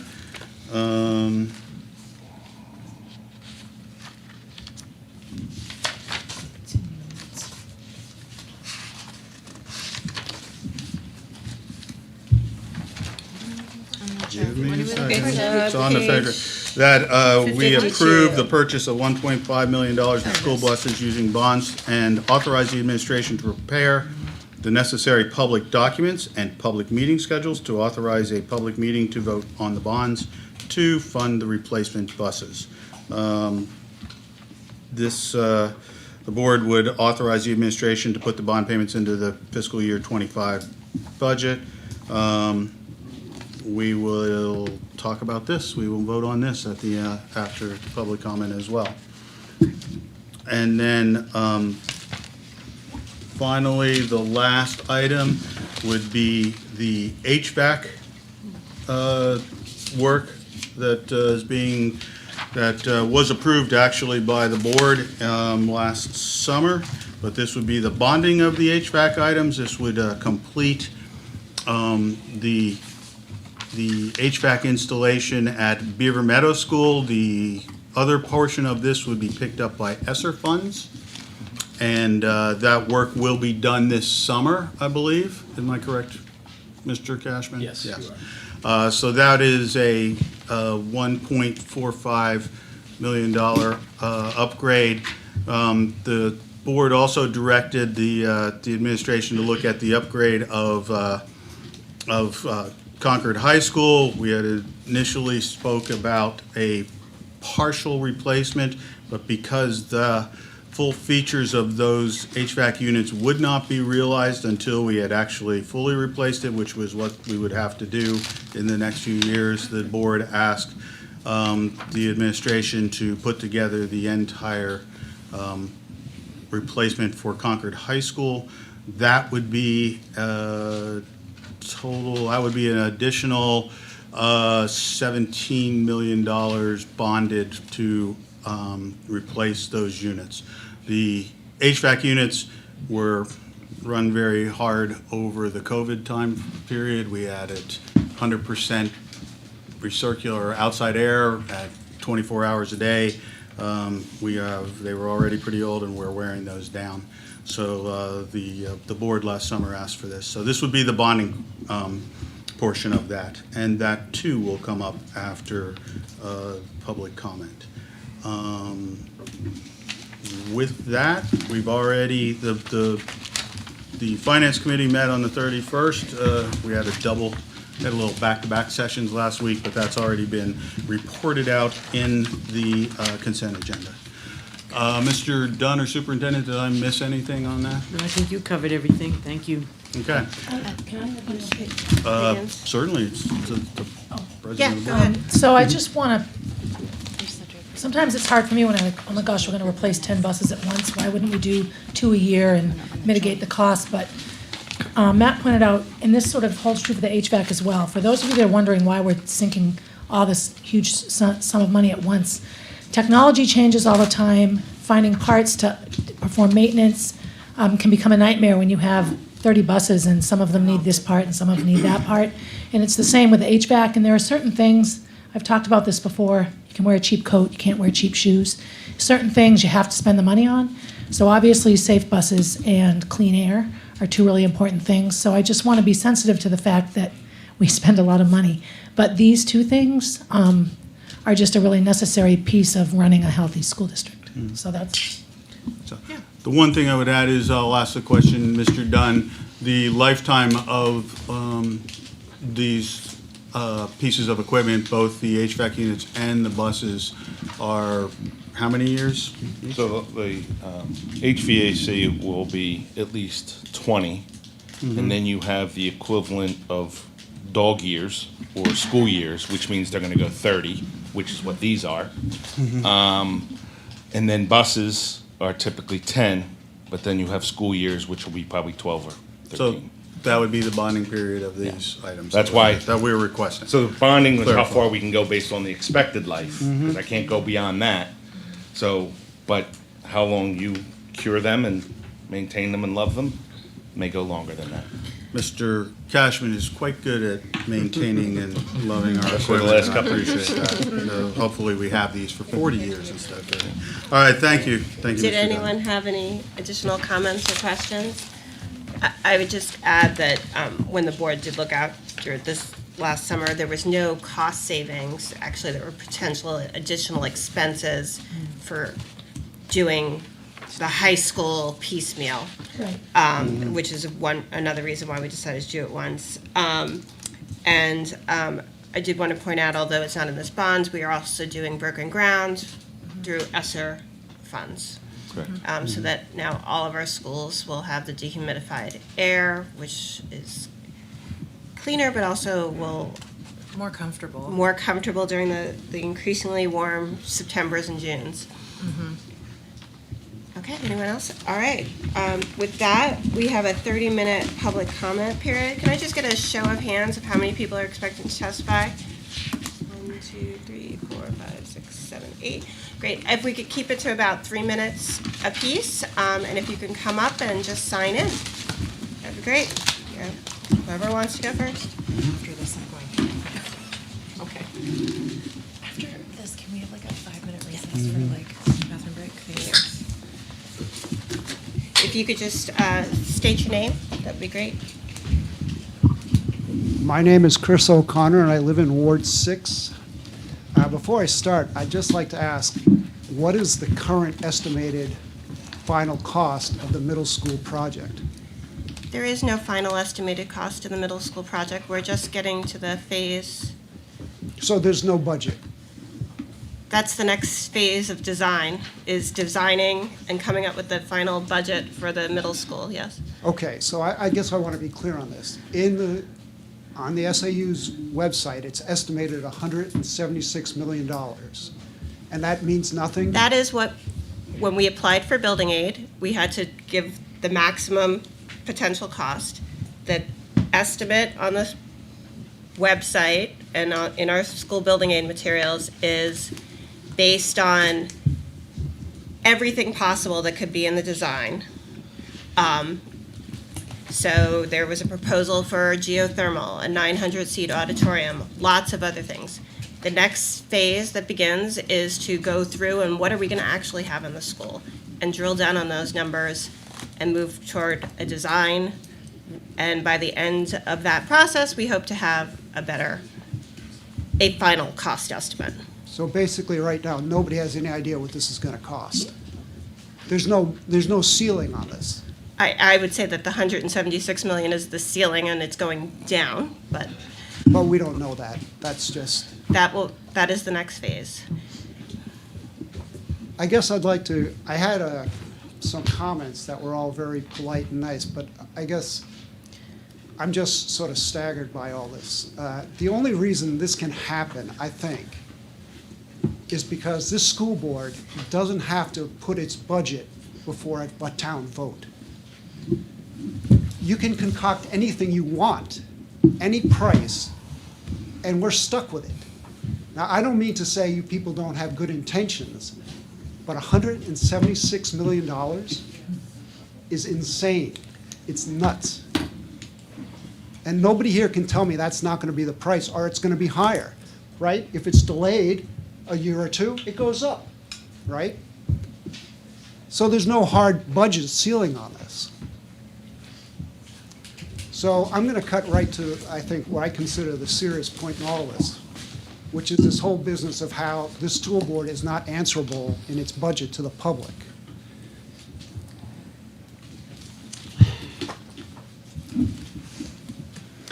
A few years ago, when President Pamela Walsh said she was running at first for school board, she was asked why she was running.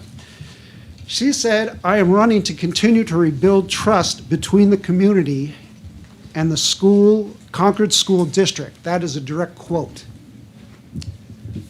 All right? Now, if you meant those words, and if this school board means, it agrees with that you want to have trust with this community, then you have to trust the community. And the only way you're really going to do that is by relinquishing this absurd autonomy you have not to put your budgets before the public. You're the only school board in New Hampshire, as far as I know, that gets away with this for some historical nonsense that nobody seems to understand. But I'm going to say this, that if you don't trust the public to vote on your budgets, there is no reason why this community and the taxpayers should trust you. Thank you. Thank you. Next. Who would like to speak next?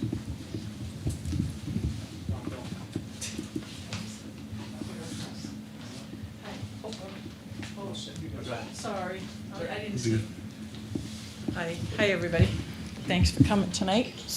If you could please yes. sign in and tell us your name. Oh, yes, Linda Mead.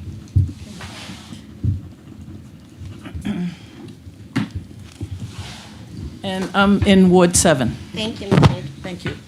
Just a clarification, because I was listening to a lot of information, and I was trying to jot down everything you were saying, Mr. Dunn, and I just want to clarify a couple things. Okay, you did say at Concord High School, the HVAC unit is going to be how much money? To replace all of them? Yeah. 17.1 million. Right, 17.1 million. Okay, and the life expectancy of a unit is what? How long? Maybe HVAC unit in one The of these? manufacturer will do 20 years. Right. How, in your estimation, or maybe you know this, I don't know, what's the potential life expectancy for a geothermal unit? Ms. Mead, I'm sorry, this is not usually a Q&A session, and it's my fault because I started to respond to questions, but if you had questions, I'm sure That's a question. If you email them to Mr. Dunn, he could answer them for you, and he'd be happy to answer them for you. Okay, okay, I guess for the committee here today, you were talking about the new buses then, I guess. Is this a question I can ask about the buses that you need to replace? I guess, does that cover the buses for all the kids that are gonna have to be bused from the west side to the east side, new Runlet, or a new middle school? Does that 10 buses include it, or do we gotta add more for those kids when they have to all be shipped over Route 93 to the new middle school?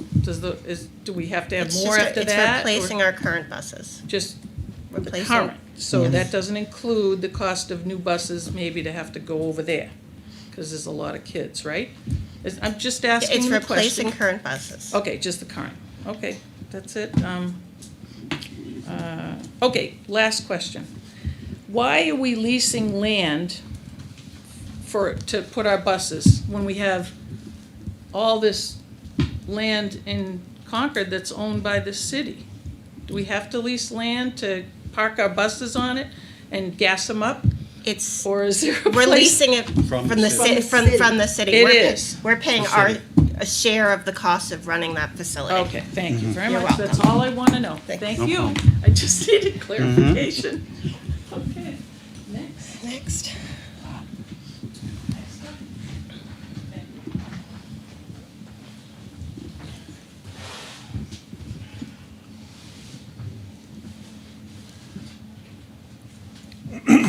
My name's Rob Hanson. I live in the South End. So I'm a mechanical engineer, and I work in the construction industry.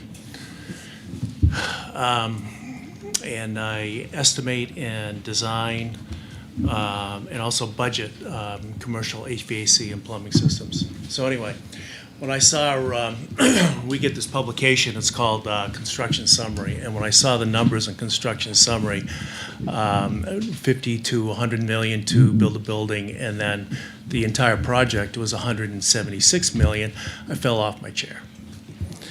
So anyway, I do have a good feel of what actual whole buildings cost and things like that. So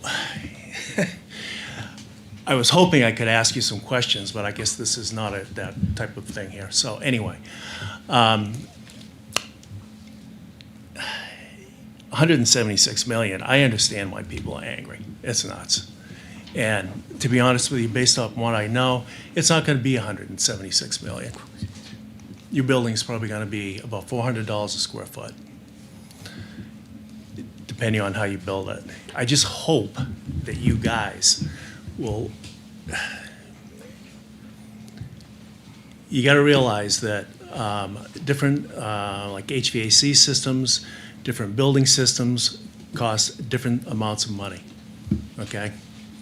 And one system or type of building isn't necessarily better than another, okay? But they can be cheaper and do the same things. And I hope your design team will lead you down that trail, because I'm going to tell you something. I see a lot of design teams that do not. Okay? Well, thank you. And I'm sure if you have questions, Mr. Cashman, who's our facilities director, or Mr. Dunn would be happy to answer them. And if you have interest in serving on any of the building committee or work groups, please let us know. Yeah, I would. Thank you. So, Thank you. Thank you.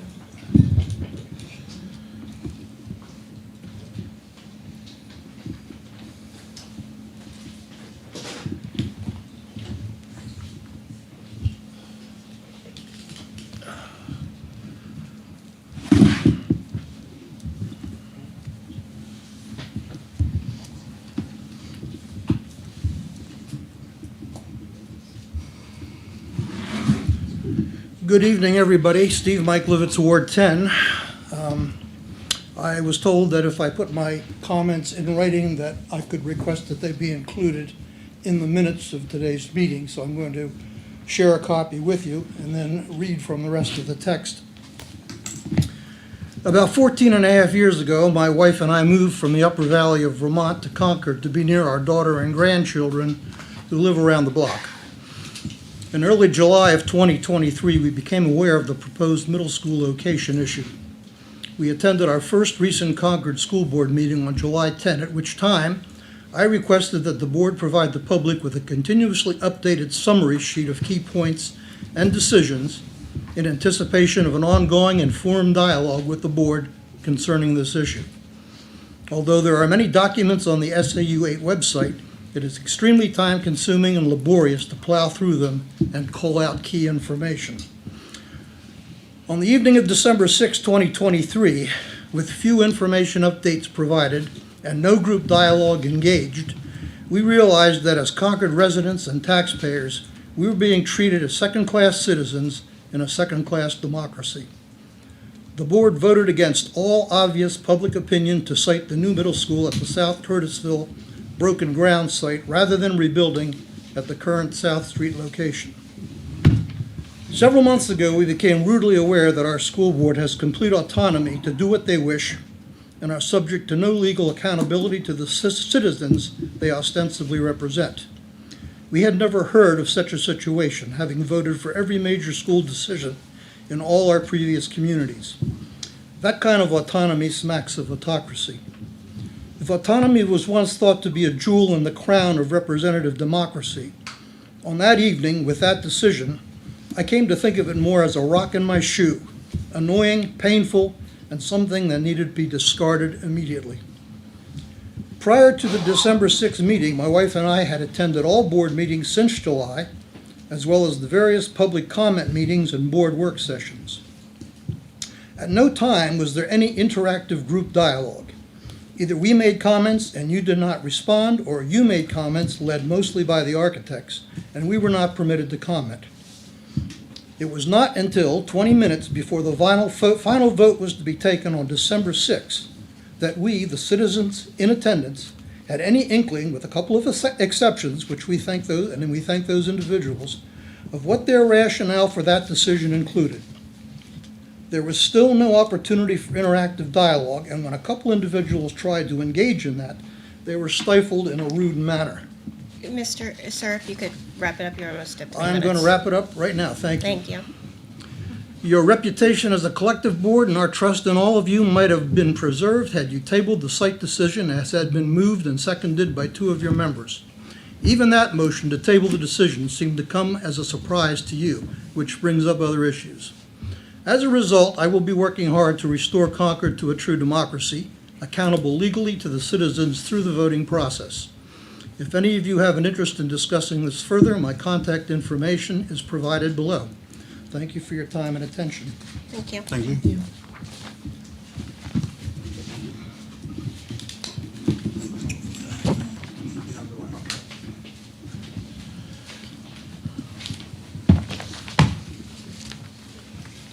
If you could just sign in, Mr. Russell. Please. and Introduce yourself. My name is Charles Russell. Wear a lot of hats. I'm a citizen activist. Congratulations to the new members that maybe have not heard of me before or aware of me. But I have some disparate points. Hopefully there's some continuity. But I've seen a parallel, between the golf course proposal and the school. And there was a placeholder for $4 million. It went up to 14 million and ended up 10 million. That's 2.5 times what the placeholder was. That's what the people were told. And in this case, I seem to recall a placeholder at that July meeting a few years back of 75 million. Now we're up at 175. So that's 2.3. So you're doing a little better on your placeholders, better than the city. But there's a major disconnect, as you've heard from some of the people here already. The golf course committee, to change direction, the golf course committee went out and they visited other golf courses. They went over to the seacoast and they visited places. And they got some ideas of what others had done, what they'd done right, what they've done wrong. Well, we've had a new Oyster River Middle School, we've had a new middle school down in Nashua, and I'm sure there's others out there. So let's go take a tour, find out what they did. It's a wise person that learns from experience, a wiser person that learns from the experience of others. So let's go out and find out what they're doing before we have abstract plans. Go out and look and see what other schools are doing. The major point is, as we've heard, is there's a major disconnect between what you plan and what you want and what the cost is. You can't just sit, and the golf course committee had no numbers at all. They just, a bunch of golfers, some construction people, and this is what they wanted. So anyway, Nashua, 114 million. They built a new middle school and they upgraded 2 other middle schools. So I think they have 3 middle schools down there. It would be nice to see what we could build similar to what Nashua has, rather than say, well, it was 170, but gee, we got it down to 120. What a good job we did. Now let's work up from the Nashua price. Architects, planners, and construction people get paid as a percent. The more they pay, the higher their profit is. I heard a story years ago from a finance person who worked with a school construction firm, and he said, boy, we really loaded up that proposal. We put the platinum, we put everything we could put into a school, and we expected them to knock it down to the gold level or the silver level or the bronze, but no, they took it all without asking questions. So let that be a lesson when we see these things come in, and let's start thinking about what we should be doing. I'd also suggest you give consideration to hiring an independent financial consultant for this board, but also for the public, and not rely solely on what the architects and the finance people and the construction people are telling you. To the extent that people ran here and said, you have a vote in building $100 or $150 million. I don't have that expertise, and I'm not sure how many do. One more point, thank you. Thank you. There's also sentiment in the community, which I guess I'm going to be involved in, on creating independent budget oversight committee, not connected with the committees that have started here. And so there's probably going to be organized, use the right to know law, and stay in touch instantaneously or as it comes down what's going on. So I thank you for your time. Thank you. Thank you, Mr. Russell. Charlie. Anyone else?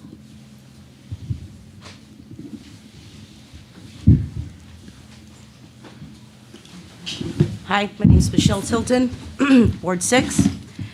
I'm a small-time business owner. I've lived in this city all my life, 49. I'm just concerned about my taxes, losing my house, not being able to do my business anymore.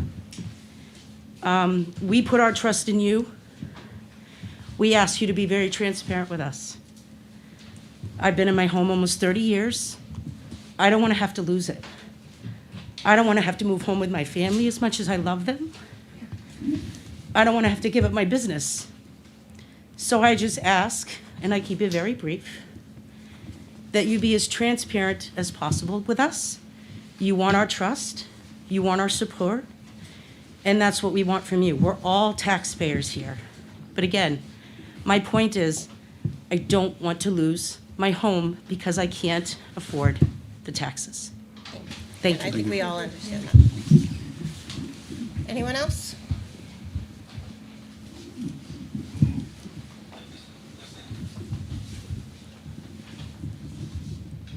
Hi, Ellen Kenny, Ward 4. First, I wanted to welcome the newcomers to the board and thank you for your community service, because I know that this is difficult, long hours, arduous thing to do. Last time I saw everyone was at the December meeting where the community spoke out resoundingly for rebuilding the middle school at Runlet. And then the board voted 6-3 to build it in East Concord, abutting the existing 2 schools already there. Mostly I wanted to talk about the process, because the process has been a frustrating one. Prior to this, I had not attended too many school board meetings, so this process is new to me, and it was kind of a disappointing one, because I attended all of the public forums, and in none of those was there a chance for what I thought were really good, eloquent, specific concerns that were being raised. Never were they rebutted, including at the very last meeting, in which I thought, you know, the first man who spoke, came from a history of finance, talked about how this is the cost of a 5-star hotel or a biochem lab, not a middle school. I don't know anything about construction or finance, and I would love to have heard somebody say, oh, but wait, and just have more of a give and take.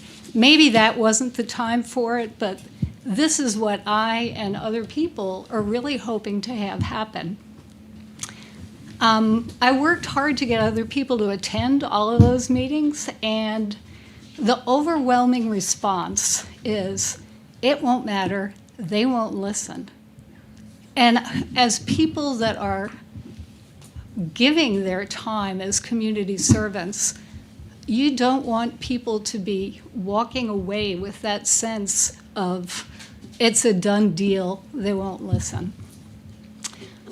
Former school board president Cass Ardinger warned about this. She was the second speaker that night.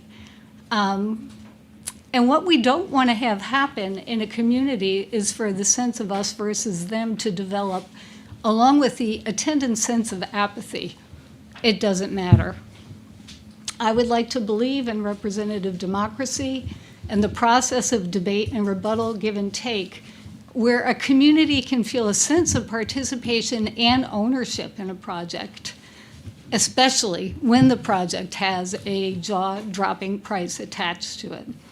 It's a new year with new board members and an opportunity for you to figure out how to change and improve a process that's generated a lot of negativity and ill feeling among the public. And again, thank you for your time and your service. Thank you.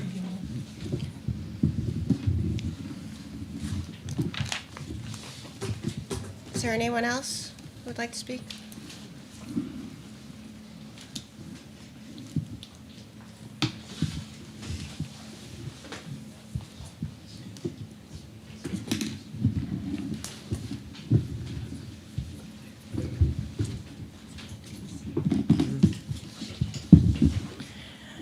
My name is Claire Miklowitz. I'm in Ward 10. I live on South Curtisville Road, right next to Broken Ground School.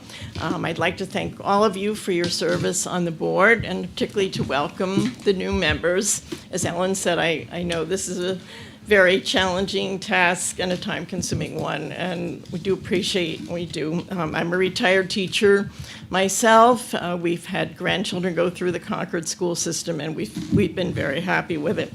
I actually wanted to get onto a little bit different topic. I'm sure you're all familiar with the intersection of Portsmouth Street and South Curtisville Road, and I know in the traffic study that was done, there was some proposal about making some changes there. Well, in the meantime, it has gotten extremely dangerous. Tonight, as we were leaving to come to the meeting, 2 cars in a row came at a decent speed right down Portsmouth Street, didn't even slow down for the stop signs, let alone stop. Right through there. I see this day after day after day, so I hope someone on the board can contact the city. I've made 2 calls to the traffic and safety engineer. I had spoken to her several months ago. She has not returned my call, but please urge them to do something sooner rather than later before there's a real tragedy there. The other thing I wanted to bring up was the fact that there's been so much talk about the building, the athletic fields, and I'd like to focus a little bit on the children. And Superintendent Murphy, I was very glad to hear that people had gone today to speak up about the social emotional curriculum. That is essential. You can have the brightest academic learner, but if they don't know how to get along with other people and be a team player, they're not going to do very well in life. So I urge you to do whatever you have to do to keep that in place. And also to make sure that the support staff, the paraprofessionals, receive a good, honorable living wage, because the key to an excellent education is having a small student-staff ratio, as I'm sure you all know. The other thing, which again regards safety, I know in the process of building Milbrook, I'm sure additional safety features were put in there. I'm sure Mr. Cashman could discuss it with me at some time, but I urge you to maybe eliminate some of the glitz or the five-star hotel type characteristics in the building and focus on some very, very state-of-the-art safety features, as well as perhaps personnel dealing with that. We have a son who lives in Sandy Hook, Connecticut. He teaches at Sandy Hook Elementary. I don't think I need to tell you what that situation was like. They now have a security guard in every school, and they had a community forum after the major tragedy there, where the public, the faculty, and the police department, a number of other people got together and really addressed the safety issue. So I hope that that will be given very serious consideration. And I'd be happy to chat with anybody who might like to discuss this aspect of it. Thank you. And I think, if you want to reach out, safety is a big part of why we believe we need a new middle school. This current building is very hard to adequately protect. Right. So it is a Right. big feature, and I'm sure Mr. Cashman would. So lots of us have gotten great you. educations in older, half-decrepit school buildings, but safety is a different component. So Thank you for your I thank you very much. And there is a member of the city council there, so I hope she noted your yes. comments about this. Yeah, I'm aware of that. Thank you so much. Anyone else?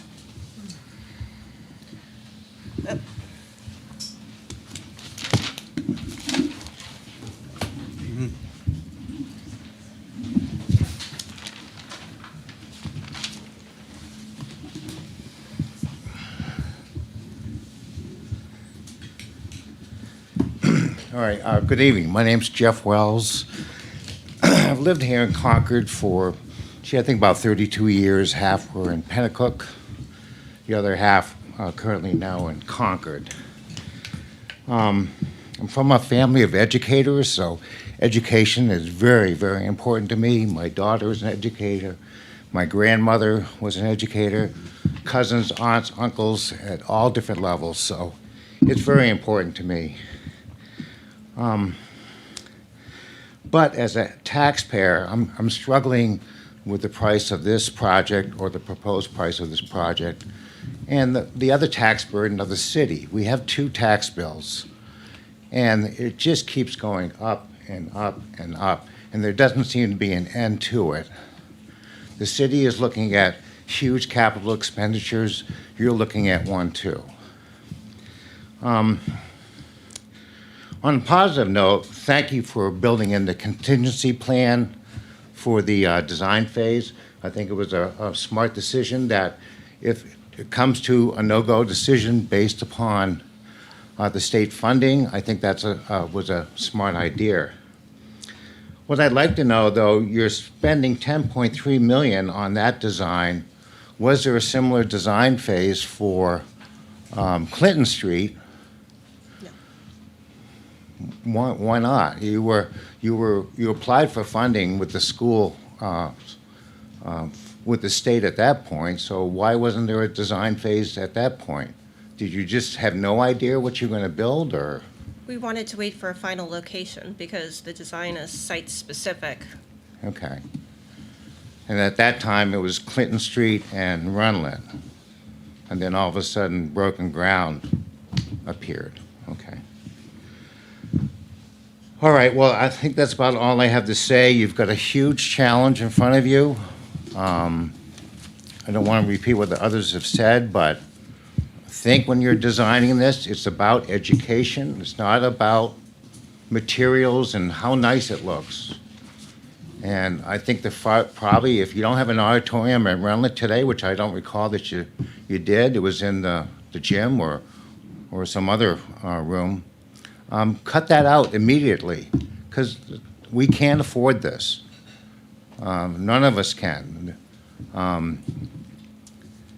Thank you. Thank you.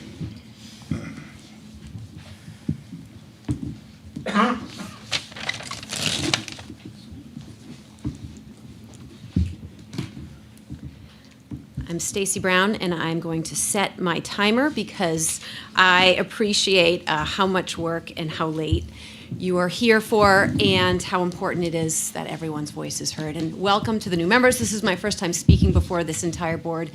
It's exciting, and I want to follow up on the educators.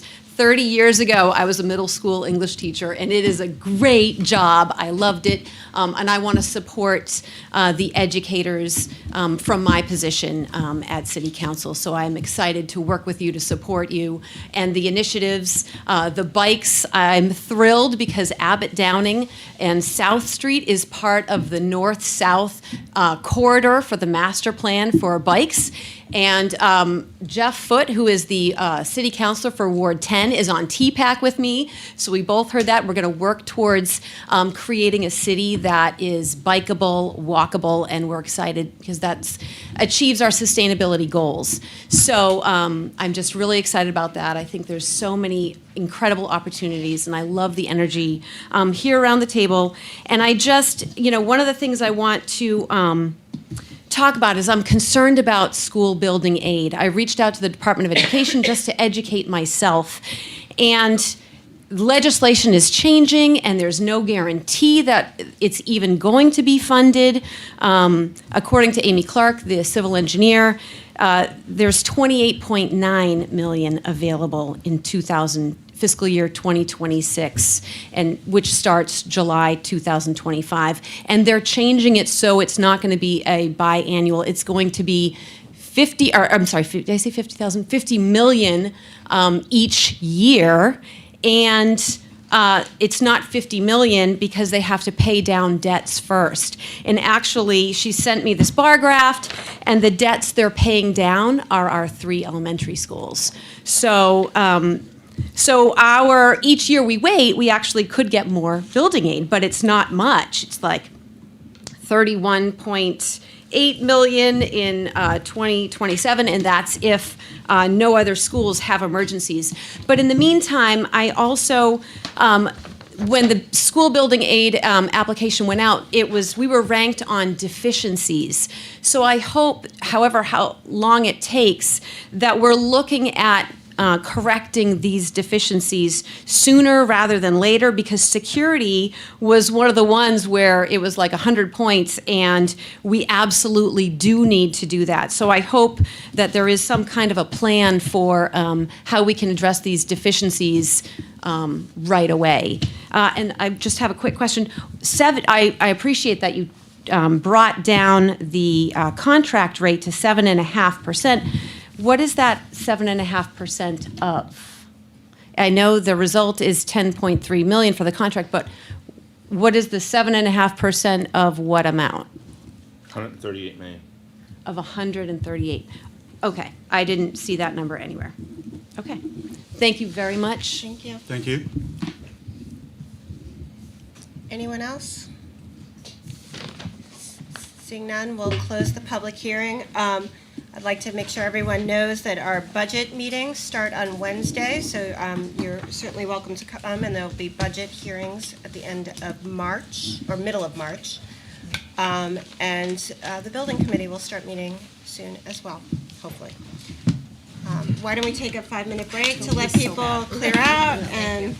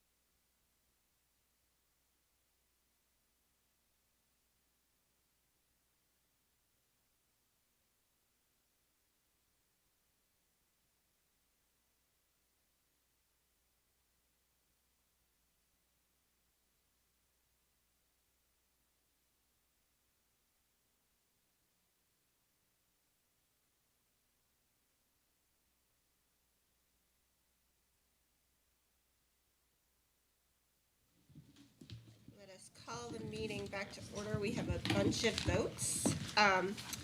First up is the contract for architect services. If I could have a motion. So moved. Moved by Mr. Richards. Is there a second? Second. Seconded by Ms. Boucher. Is there discussion? Questions, comments? We lost Mr. Dunn.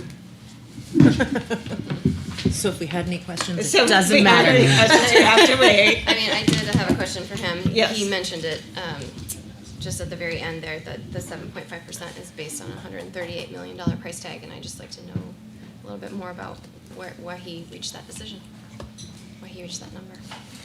Jim, you made that motion, right? I did. And Sarah seconded? Liz did. Liz. Okay, sorry. We I'll get sound used to the very- voices. We sound very similar. So, well, do we know where Mr. Dunn went? No, but I can answer that question. Okay. That's minus all of the soft costs, all the costs for, things like furniture, the cost for the architectural fees, any kinds of commissioning that you do, all the fees that are associated with the building project.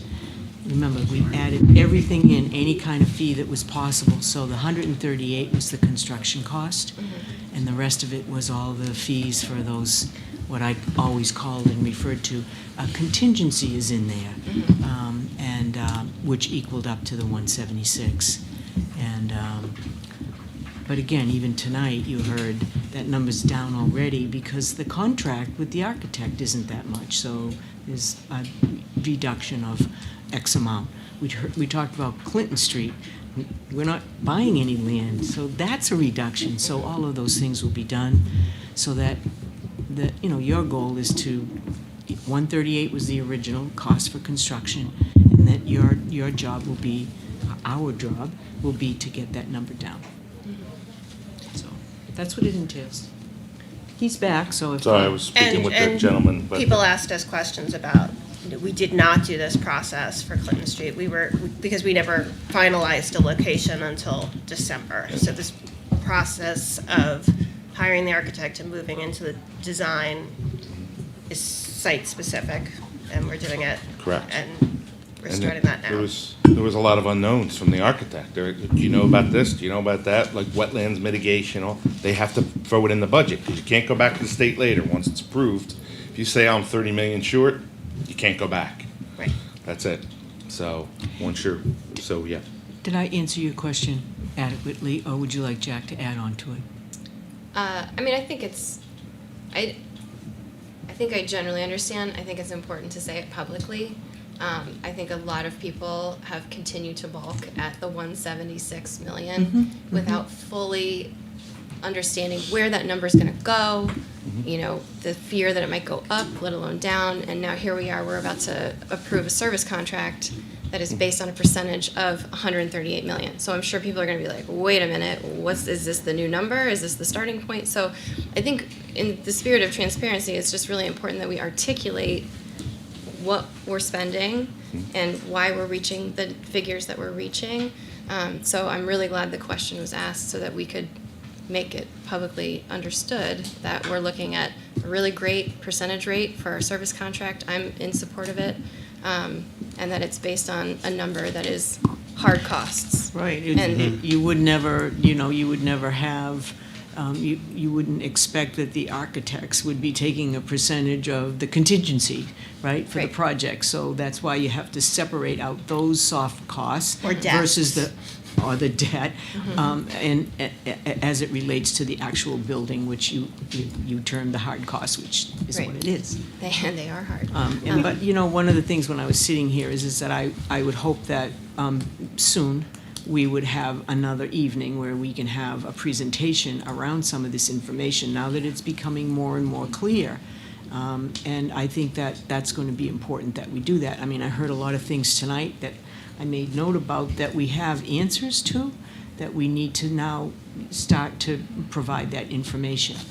I didn't get a chance to say, but Terry has been relentless in her work at getting that website up and making sure that we have one site for middle school, and she's gone through all of the documents. One of the speakers referred to it tonight about how difficult it was. But Terry's been working on really expediting that and making it so much easier to access the information. So that will also help. Ms. Hastings? It seems to me that one of the bigger frustrations from the community is the lack of give and take between the board and the constituents. And my understanding is that traditionally you don't have that kind of give and take for various reasons. And are we doing what we need to do to make sure the public understands why we don't have that give and take? I think following up on that is a hard thing for them to understand. We can't answer a question. Before we as a board can answer a question, we'd have to come together and have a vote and discuss and go through that. That's the legal framework that we work in. It's hard to understand. However, people can ask us questions individually, and I encourage them to do so. And have that, because that is a difficult thing to understand, and it has to do with the way that the state has set us up to be, with their rules and with the laws. I am glad we didn't go down and make a detailed budget for all of the locations, the Clinton Street, the Broken Ground, and the current South Street site, because that would be 3 times the expense. We made the decision on site first to save money, and that's where we are now. And now they're at the point of designing for that site specific, and hopefully, I think we'll just be diligent on making sure those costs are the lowest they can. Anyone have any other? I do think an opportunity as we begin the next phase for a Q&A, with the community that would be helpful. Right. For instance, somebody brought up the owner's project rep. Well, that's a law. That is part of the new standards around buildings, so we have to have one. And we have talked to Amy Clark about that. And as you know, we've designated Matt Cashman to do that. I mean, Matt built 3 elementary schools, has all the experience needed. Amy is very comfortable with Matt doing that work. We need to say that, and we have other folks that we can consult with around the financial aspects if Matt needs that. And so I'm very comfortable, but they didn't know that. Right? So we need to have another time when we can try to take the questions that have been asked and have a public session, I think. Yep. Ms. Meeker? I feel like, Jack, maybe you sent an email to me to this effect, but HMFH will participate in, like community charrettes moving forward, Oh, yeah. correct? They're all in this those is all meetings. part of their service. Yeah, it is. Is that it's on them as well to explain these costs in plain language so that everybody can understand and everybody's looped in. And, part of our responsibility is making sure that they're doing that effectively in the community, so. And what they produced for the state was what they were tasked with doing under that contract. Their goal was to get us to July 1 with a state building aid contract. The document that I sent you that you requested, we went back and created that because that's not what the state wanted. All they cared is, give me your big numbers that you need, the 5, 6 categories. That's all they cared. Because then you go on a list, and then once you go and start your project, that's where they start to care, because that's what they determine what they're going to actually pay out. So, but we can go through that. Is a timeline of where we've been available for people? We did go to Oyster River. I mean, and that just we went doesn't to- seem to be out there. We went to Saugus, and I also have reached out, I think I told you this, that I reached out to Nashua, and so we're gonna do a tour in Nashua. They're still in construction phase, but they felt like we could come down and get a sense of the building. We looked at the costs, we did a cost comparison.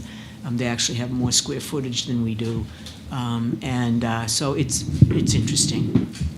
But we are gonna visit Nashua also. But I feel like our messaging maybe isn't getting out, that people still don't understand that we've done these things. We did go to Oyster River, we didn't just decide I think it's to- frustration, and like I answered the question about buses for the east side versus, keeping it at south. And we know that, and I've had multiple discussions, we've put this out there, that we may need 2 buses. We may, but those buses aren't separate for Runlet, because it's not 2 more buses for the whole district, it's just 2 more runs for the east side, and we may need extra buses for that. So that's still up in the air, but if you want to, when we did this project, maximum would be 2 more buses. And then one of the questions which was new was how much is a driver? And, a driver is a number that you can't, they do all kinds of other things. So their salaries are based on trips and field trips and athletic events, extra time. Maybe they come in, they do buses, they prepare the buses on a snowy day. So, but, we can tell them that it's $18,000, but that doesn't mean anything because It's not real. it's not real. But that's what it costs for a driver. But I also think, a lot of that happens in earlier phases before, we had a whole phase where we did public hearings and public meetings on what grade should be in the middle school. And so and we visited Oyster River as part of that because they have 5th grade there. So, if you weren't following that to be, people come and go, people have their lives. If we have a timeline that people can see where we've been and where we hope to go, or where we are, then they can go back and look at that and say, oh yeah, they did do that. So I was planning on doing one, but it's a challenge to figure out what level of detail. But I was thinking by year because there were many, so I've gone through like 80 documents so far, and you did spend a lot of time on grade level configuration. It was interesting how much was done. So I planning on bulleting out like prior to 2016, because that's just a lot of historical, the building, Runlet itself, and then go through kind of the major milestones. And then it's already on the website now, broken down by year. For the last 3 years, so you can see every single document in chronological order, which starts to give you an idea of what the process was for that And year. then we can say, Yeah, please refer to our timeline. Yeah, to find your and answers. I'm going to keep adding to that. I just wanted to try to get the most recent stuff up right away because it was there. It was just really buried, and so it brought it up closer to the surface. Thank you. You're welcome. But yeah, working on a time. Any other discussions? The only other thing I'd add is when we were doing kindergarten, there were periods where we had working sessions of bringing up questions that people would like. And at that point, it was in individual tables around here, small groups, so that we could have interaction. Every table had a school board member at it. We'd talk about different things. And so there was a little bit, because that's not a formal board, and that we were all those individuals, we could have a little more give and take. The other thing is that, on your timeline, why was it 75 million? Well, I'm sure Mr. Cashman can explain that because, and I know because I get involved in building things, because steel costs have gone up 268%, right? Concrete costs even more. Let's not even talk about labor costs. If you take a look at what my house was worth in 2017 and you take a Zillow snapshot right now, it shocks the daylight out of me and I don't believe it. So, there are a lot of these factors that we need to just communicate and discuss as we move forward. Ms. Kimball? Yeah, I just want to clarify too, and I'm sure I'm repeating some information, that 138H, right, because I'm sure now this is going to come up a lot. It is all soup, not everything, the best case scenario, right? That's platinum? No, 138 is construction cost. Right, so Total just project construction. cost is Right. 170. But that's before we we design the auditorium, all that. So where I'm going with this is, yes, it's 7.5 based off of this number that may go down, but we needed to get to that number for state aid, so we could potentially get more state aid. So it was kind of this give and take. We had to find a general middle ground based on. Well, it's based on the community feedbacks. A lot of this has all been community feedback. Now you're going to take a whack at this thing for the Right. first time, to be Right. honest. I mean, you've heard the feedback, the programming, the 900 student auditorium, the geothermal. And understand too, I was speaking with a gentleman out there, we had a great conversation. The geothermal came into play because when the Y was part of it, one of the key things with geothermal is you bring it up out of the ground, 57 to 63 degrees, what they were telling me. They heat it up, and then it goes through the system, and they spin it out. there's still some good heat left in that. The problem is you got nowhere to put it when it's just a school or a building. One of the things that's great for heat is a pool. When we were building the Y, with the Y, it would have been the pool. It made geothermal go from a 20-year payback to an 8-year payback. Right. That was an estimate. So that was why that was in there. Right. Obviously, with the timing and the application, all that is submitted for building aid because, again, we can't go back for seconds. So that'll be something that the charrettes and your sustainability committee will look at and have to weigh. Is that worth recommending that go forward? Photovoltaic, we're in talks with Unitil right now for a rebate, working with the architect. None of that stuff is factored into here yet. Right. So, And I think- lots to do. I'm not sure if I asked that correctly. I think what I'm asking is, we have this number of 138 that will go down more than likely, but we're paying a set fee based on that set amount. That's correct. And I think some of the questions will be, well, why are we paying on, what we're anticipating to be the higher cost? But the answer to that is, we needed to get to that for state aid, so we could potentially get more because we have this number. Does that make? Well, I think Jack explained at the finance capital facilities meeting that's based off the higher estimate because they have to do some of that work regardless of, you want to give your explanation? Yeah. I mean, if you want to start eliminating things before you even come up with a full piece, then we'd have to go back in new estimate, reduce that, and start saying, okay, geothermal's gone, photovoltaic's gone, 900 student auditorium. But in order to get real educated numbers, you need to go through that process. Right. That's why it's based off that number. Yeah, And that's perfect. typical. Yep. Well, and 138 isn't the number, that's hard costs, not the soft costs of the others. But the soft costs have to be factored in here somewhere as well. So, but we're gonna have a lot of work to do, because we're gonna have to sit there and say, do you want the gym floor to be wood or tile? Right? You can save, do you wanna put insulation in this?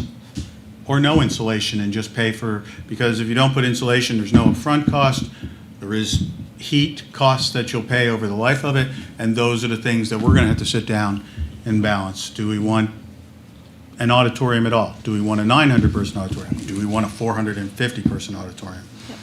We're gonna have to go through the different groups and associated with that as well. So there are a lot of materials decisions we'll have to make, and there will be a lot of feature decisions that we have to make.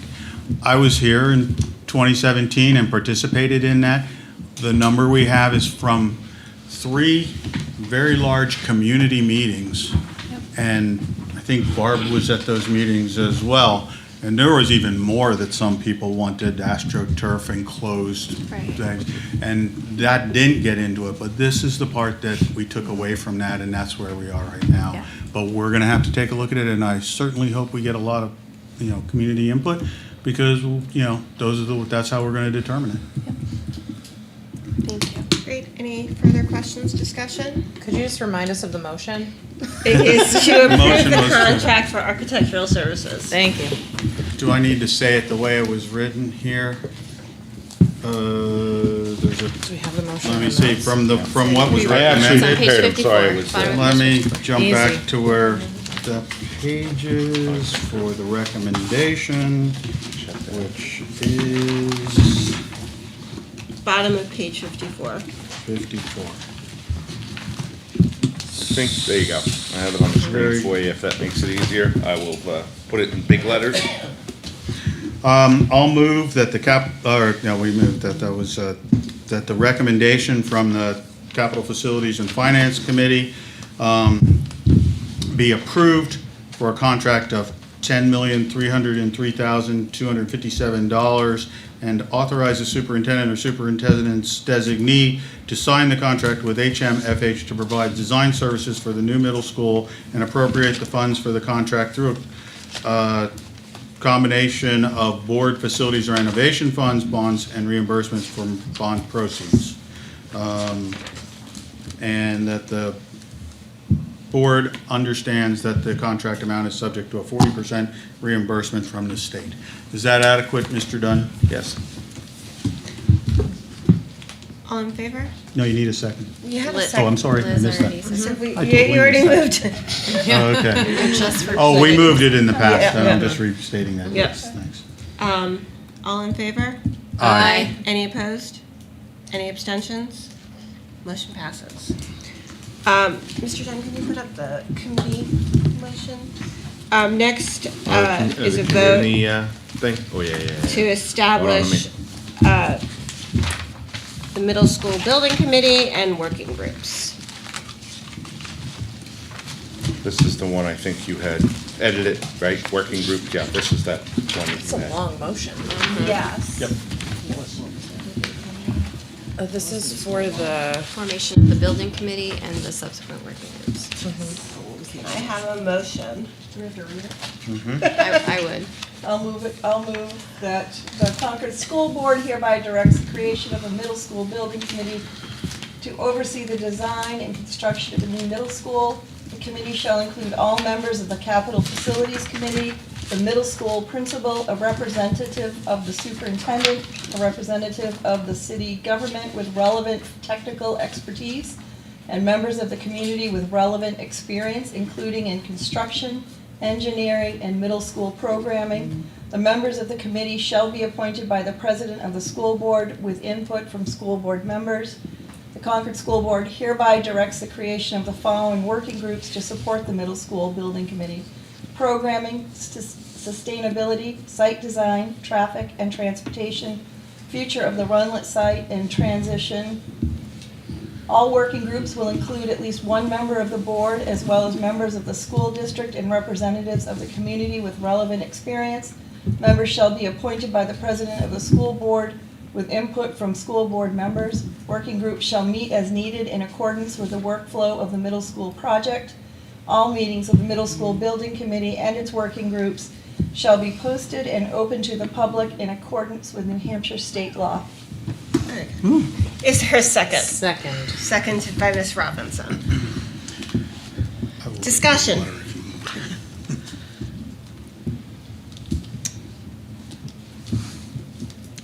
When's the first meeting? Yeah. That comes next. Yes, well, I will say that if you have, I think the first task is to get the building committee, but also the programming and sustainability committees are time sensitive. So if you have suggestions for those committees, please let me know. Terry has drafted an application that'll be going out by email tomorrow, and that you should all send to people who you think might be interested as well. Awesome. Um, I already have people in mind. Yes. Is there a deadline on the application? What do you guys think? Um, Yes, there definitely should be. I Yeah. didn't put one in there, but, I mean, it's a short turnaround, but I'd like to encourage people to apply for the first two working groups in the building committee by next Monday, so that we can get these going. It's not a complicated application, so. Okay, I was like, what does the application look like? Yeah. I think It's in your packet. it's in the packet. no, the entire application, it's just your name. It's just your name and like, why do you want to participate? It's really simple, and your email. Did we add It's very something simple. about having relevant experience, or what's your experience? Yeah. Yeah. Yeah, so, All right. all right. Further discussion? All right, seeing none. All in favor? Aye. Any opposed? Any abstentions? Motion passes. Deerfield contract. What page is that motion on? There isn't a motion in the book, but it's Except. page 31. And it would be, I'll move that we accept the memorandum of understanding between the Deerfield Community School and Concord High School. Is there a seconded by Ms. Meeker? Is there discussion? It's as good as it's gonna get. Yep. And happy to close that chapter. All in favor? Aye. Any opposed? Any abstentions? Motion passes. The page 56 to 72, first item from the Joint Finance and Capital Facilities is the Combined Operations and Maintenance Facility Lease Agreement. Is there a motion? I move that the Concord School Board approve the contract as presented in the board packet. Is there a second? Second. Second by Ms. Boucher. Any discussion? Hearing none, all those in favor? Aye. All those opposed? Any abstentions? Motion passes. The bonds for the HVAC system and buses. Is there a motion in the packet for that? Yeah, well, not in the packet, but I put one together, Okay. just in case. There's one that is for the page capital 52. facilities. Yeah, I changed it to be the school board, the same one. Oh, I see. Reworded it. Does anyone want to move the motion? I will move to motion that the school board approve the replacement of the HVAC system at Concord High School for $17,002,500 and prepare the necessary public documents and public school meeting to vote on the bonds to fund the HVAC system replacement. Drew this whole thing. At Concord High School, the board understands that it authorized the replacement of the Broken Ground School's HVAC system with ESSER funds, the Beaver Meadow School's HVAC with ESSER funds, and proceeds from the general fund to be reimbursed from bonds. This reimbursement was passed by the school board in July 2023. The board further authorized the administration to put bond payments into the FY25 budget. Final numbers will replace the budget numbers when the bonds are sold. Is there a second? Second? Moved by Ms. Campbell, second by Ms. Robinson. Is there discussion? Seeing none, all those in favor? Aye. All those opposed? Any abstentions? Motion passes. We need to also approve the minutes from the Joint Capital Facilities and Finance Committee meeting on January 29th. Those begin on page 51.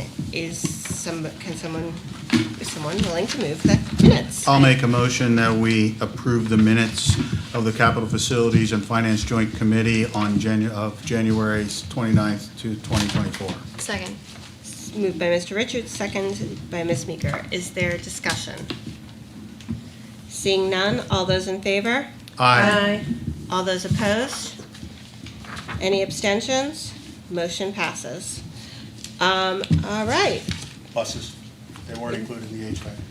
Oh, okay. Okay, we got buses. I thought they were together. All right. I was looking for it, I was reading fast. Yeah. All right. I didn't create the motion for that, sorry. I can go back to the beginning. What page right? are we looking at? Sorry to make somebody else think about it, so I don't have to. They're also not listed on the agenda, so it's fine. Yeah. Oh, they're not, it's not listed. I will make a motion that the board approve the purchase of $1.5 million in school buses using bonds and authorize the administration to prepare the necessary public documents and public meeting schedules to authorize a public meeting to vote on the bonds to fund the replacement buses.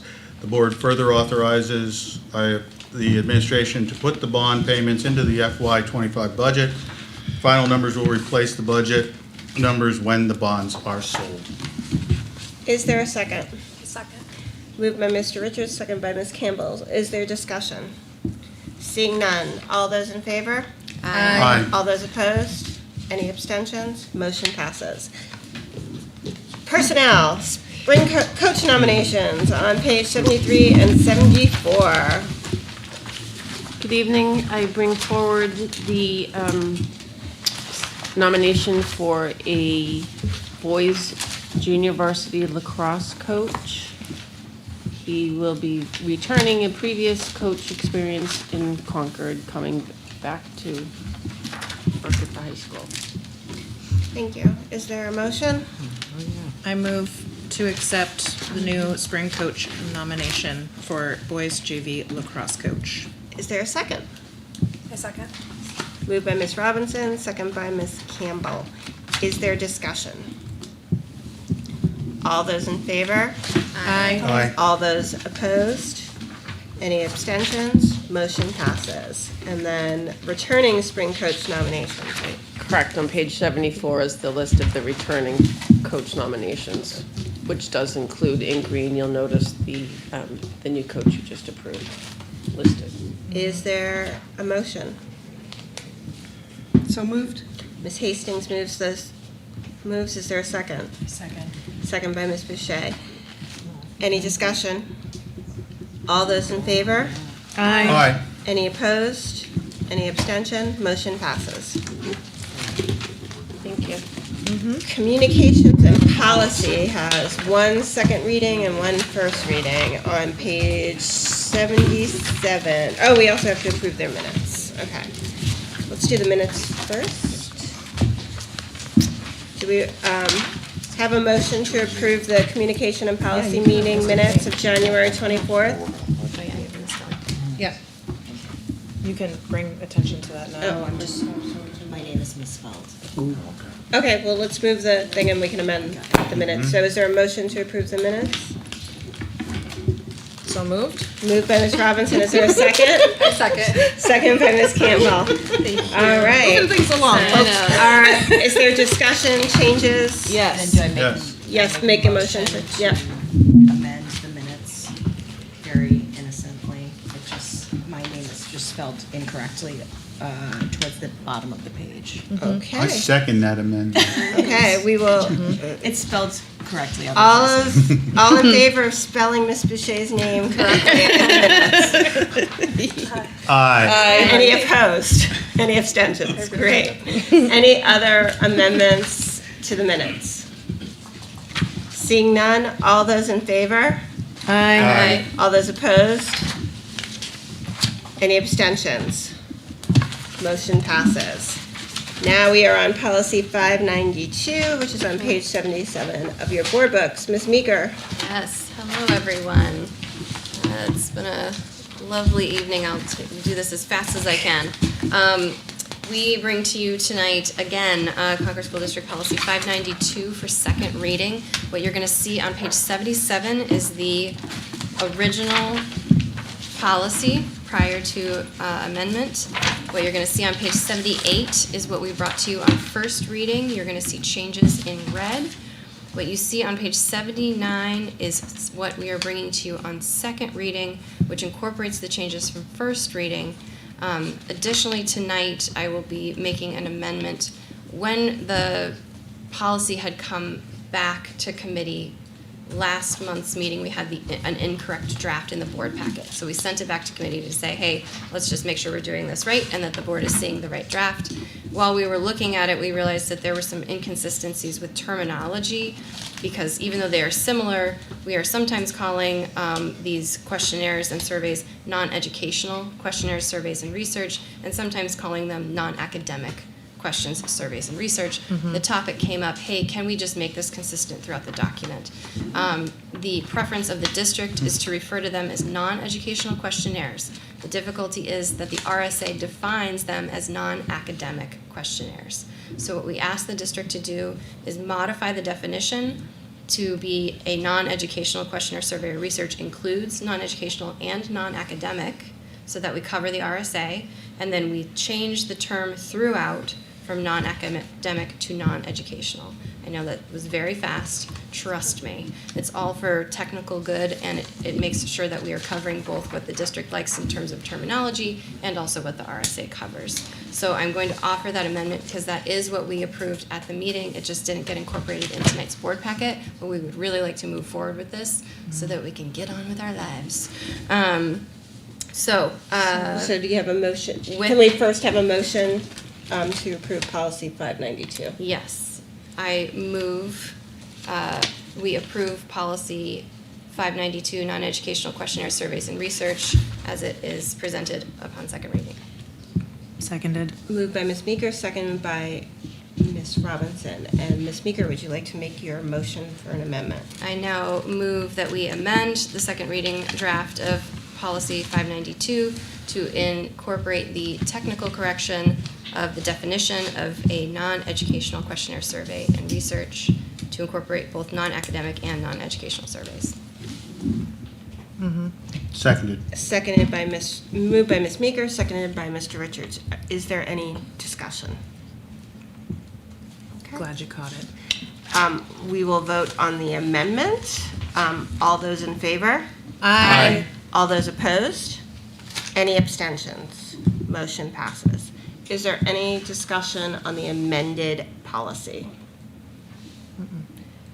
All those in favor? Aye. All those opposed? Any abstentions? Motion passes. Thank you, Ms. Meeker. This one was Thank a you. long one to get done. Indeed. And Ms. Meeker, do you want to discuss the wellness policy, which is on 81? 80 to 80 and 84. 81, yeah. So we bring to you tonight for first reading Concord School District Policy number 530 regarding student wellness. You will see on page 80 the current policy, and on page 81 you will see in strikes language that is removed and red language that is added to update the policy. This is a first reading, so we don't need to talk about amendments or anything tonight. If you have thoughts, changes, comments, we can do that between first reading and second reading. Please just let us know. Does anyone have any questions at this time? No. I move, do we move first No, reading? you don't need to. Oh, boy, we're not even gonna move it. Wow, We're just gonna that policy got turn the huge, page. huh? Yeah, we're real into wellness, so the, As we should be. language got a little longer. If anybody wants to discuss those changes, I'm happy to do so. Superintendent, any update from the sustainability? No, I don't have any. Thank you. Monthly enrollment reports on page 85 and 86.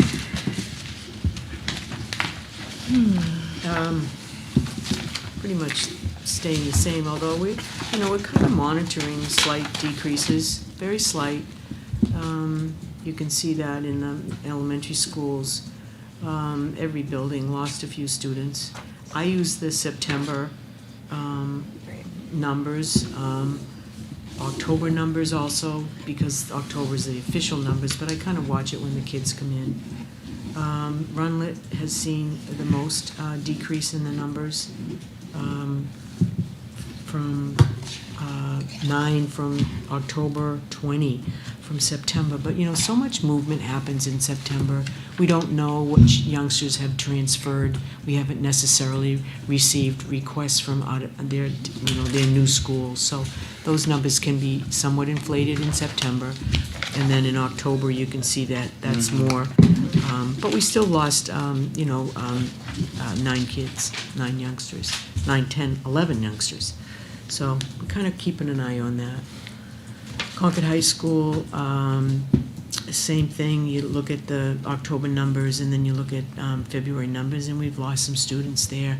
I didn't get a list of the why, so on my next enrollment report, I will give you a list of withdrawals, changes of schools, home schools. We've seen some of those. I'll give you a list next meeting to identify those students. Superintendent, I have a question about enrollment numbers, and are we able to discern how many students the district is receiving voucher phase-out grants? Yeah, they provide that to us. It's very limited in Concord. Jack's gone. We get a report from them about the number of students in Concord. The number was small. Is that something you could share with us? I will share that with you. Yep. Thank you. So when a student leaves a district to participate in the voucher program, the state designates that because we are losing state adequacy aid for that student, instead of it being a shock to the budget, they have a 3-year phase out. So the first year you don't have the student, you get the full adequacy aid. The second year you get 50%, and the third year you get 25%. That's so right. that we're not sort of incurring a huge loss in funding. So that's something I've been curious about, is how many kiddos are leaving to participate in the program. All right, I will have that for you. We do get a report. Thank you. Thank you. I appreciate that. Good question. Any I was other surprised how questions? small it was. That's great news. Proposed calendar of meetings. I know. You're already into the first week in February, and this week you have Jack indicated to me that we don't need the negotiations meeting on the 7th, so you great. can take that off. We just finalized CEOPA. We have a tentative agreement with them.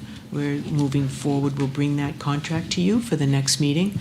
But we're also now doing maintenance and food service. Both of those are coming up, right? Am I right on that? Yes. Okay. And so we're not ready to really bring anything to you at this point. Budget work session, first opening round, 5:30 here. plan on, we try to do 5:30 to 7. And that's probably enough of all the numbers and proposals. So that'll be your first session on Wednesday. The following week, you have 2 sessions on the 12th and the 14th. The following week is a very busy week. The executive committee will meet at 5. We'll have another work session at 5:30 here. I'm going to skip the policy meeting because that's a problem. We need to move that. Tuesday's a difficult day. Yeah. Right, That so needs to move. did the proposed change to the 22nd work out? Well, it That's the- doesn't. It now conflicts with Memorial Day Yeah, now it presentation. conflicts with Memorial Field. What about Thursday, the 15th? We could move it back to the 15th. That works for me. As long as somebody has a babysitter recommendation for me. Um, Just kidding. Well, I I'll can. figure. Okay. Send her to my house. We'll All right. hang out. iPad in the my kitchen house, is too. my I know. favorite babysitter. We should have a small movie theater in there for the kiddos. Should I get a TV for in there? All right, 15th it is. Stay at home parent. So, with your okay, I'll move the policy committee to the 15th. Okay. Budget session again on the 21st. The 22nd is the hearing at Memorial Field, scheduled for 6 o'clock. So I will, Matt just sent me a note that he got from Dave Gill tonight, right? Yep. Matt, any other? No, they're going to have VHB and the other architects, and they're just going to present pretty much what Kathleen said, and then hear back from the public about the options. Okay. Great, and that's at the And high then school. legislative breakfast is on the 23rd. We are going to use Gratitude up at the Career and Technical Center in the Culinary Arts program. So we're all set to go. She sent out save the dates, and we're hearing back from them. If you're able to make it, please let Bridget know so we can get that straight, have the right numbers for food, because we do have breakfast. And by the way, all that green down at the bottom is winter break, in case you're interested. March, a very similar schedule. You can see that the week of the 4th, you have a couple of sessions. We will keep that negotiations on the 6th, because by then we'll have some updates for you. The 11th and the 13th, the following week, again, budget sessions. The following week, the week of the 18th, executive committee, but then there's your first public hearing. That public hearing will be held here. That's on your budget, so community people can come. We'll present the budget, we'll review it, and certainly you are always open to questions, and around your budget, we'll have a presentation, formal presentation with a hearing, so you hear from people about your budget. And then you will do a second public hearing, and your recommendation was to change it to Beaver Meadow, so we did that. From last year, we did it at Milbrook, so it's nice to move it around and affect different parts of the city. And then both of those are at 6 o'clock. Please note that. Your budget work sessions are at 5:30 to give you a little bit more time, and we move the hearings to 6 o'clock to accommodate more families if they are able to make it. Following week is budget open session, so we'll determine whether we need that, and I suspect you will, because you'll want to have a time to talk after your 2 hearings to, review all the comments that you received. And then again, the 27th, Jack would tell you, that's a very important meeting, because that's when you actually vote on the final number, so that we can move forward with a budget. 27th. Yep. Yes. I'll put hearts all over it. Instructional committee, Kim, did you want to try to fit an instructional committee meeting in March?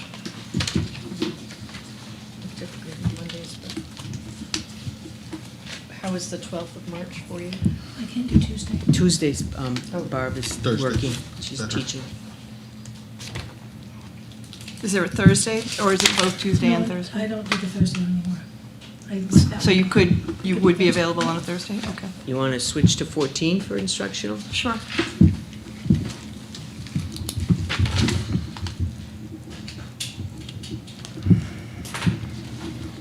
$5:30 here. Yes. Okay? Yep. All right. Thank you. We have our second public comment period, although I think we used all our time in the first one.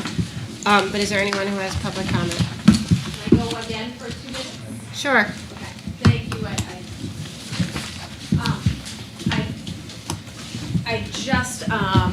want to clarify that the building aid we get is dependent on how well we address the deficiencies. It's not based on location. We don't submit it until April 2025. It's just based on the deficiencies that were stated. So that's all I wanted to say. Thank you. Ms. Superintendent, do we need a non-public session? Yes, we do, under 91A:3, Section 2. Can I have, this is a roll call vote, can I have a motion to go into non-public session? Public session. Yeah, moved by Ms. Boucher. I just had a question. Oh, sure, Kathy.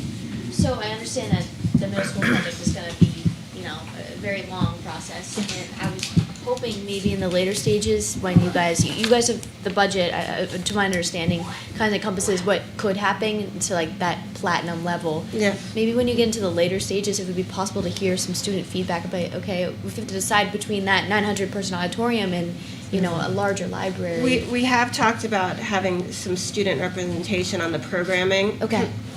Working group, because I think those voices are important. Okay, that was just. We all think And those voices Sophia, are important. We yes, just so that's finished great. sessions over at the middle school, again, with students around the project and all of their input relative to the project. So we did that just recently again, but you're right, we'll get back to them too. All right, thank you. Thank you. Yeah, thank you. Motion to go into non-public? Moved by Liz. Moved by, is there a second? Second. Second by Ms. Robinson. Or Ms. Campbell, either Ms. one. Meeker? You can Call the We're roll. doing call roll? Yeah. I thought it was just a sealed minute. We're still. All right. Ms. Boucher. Here.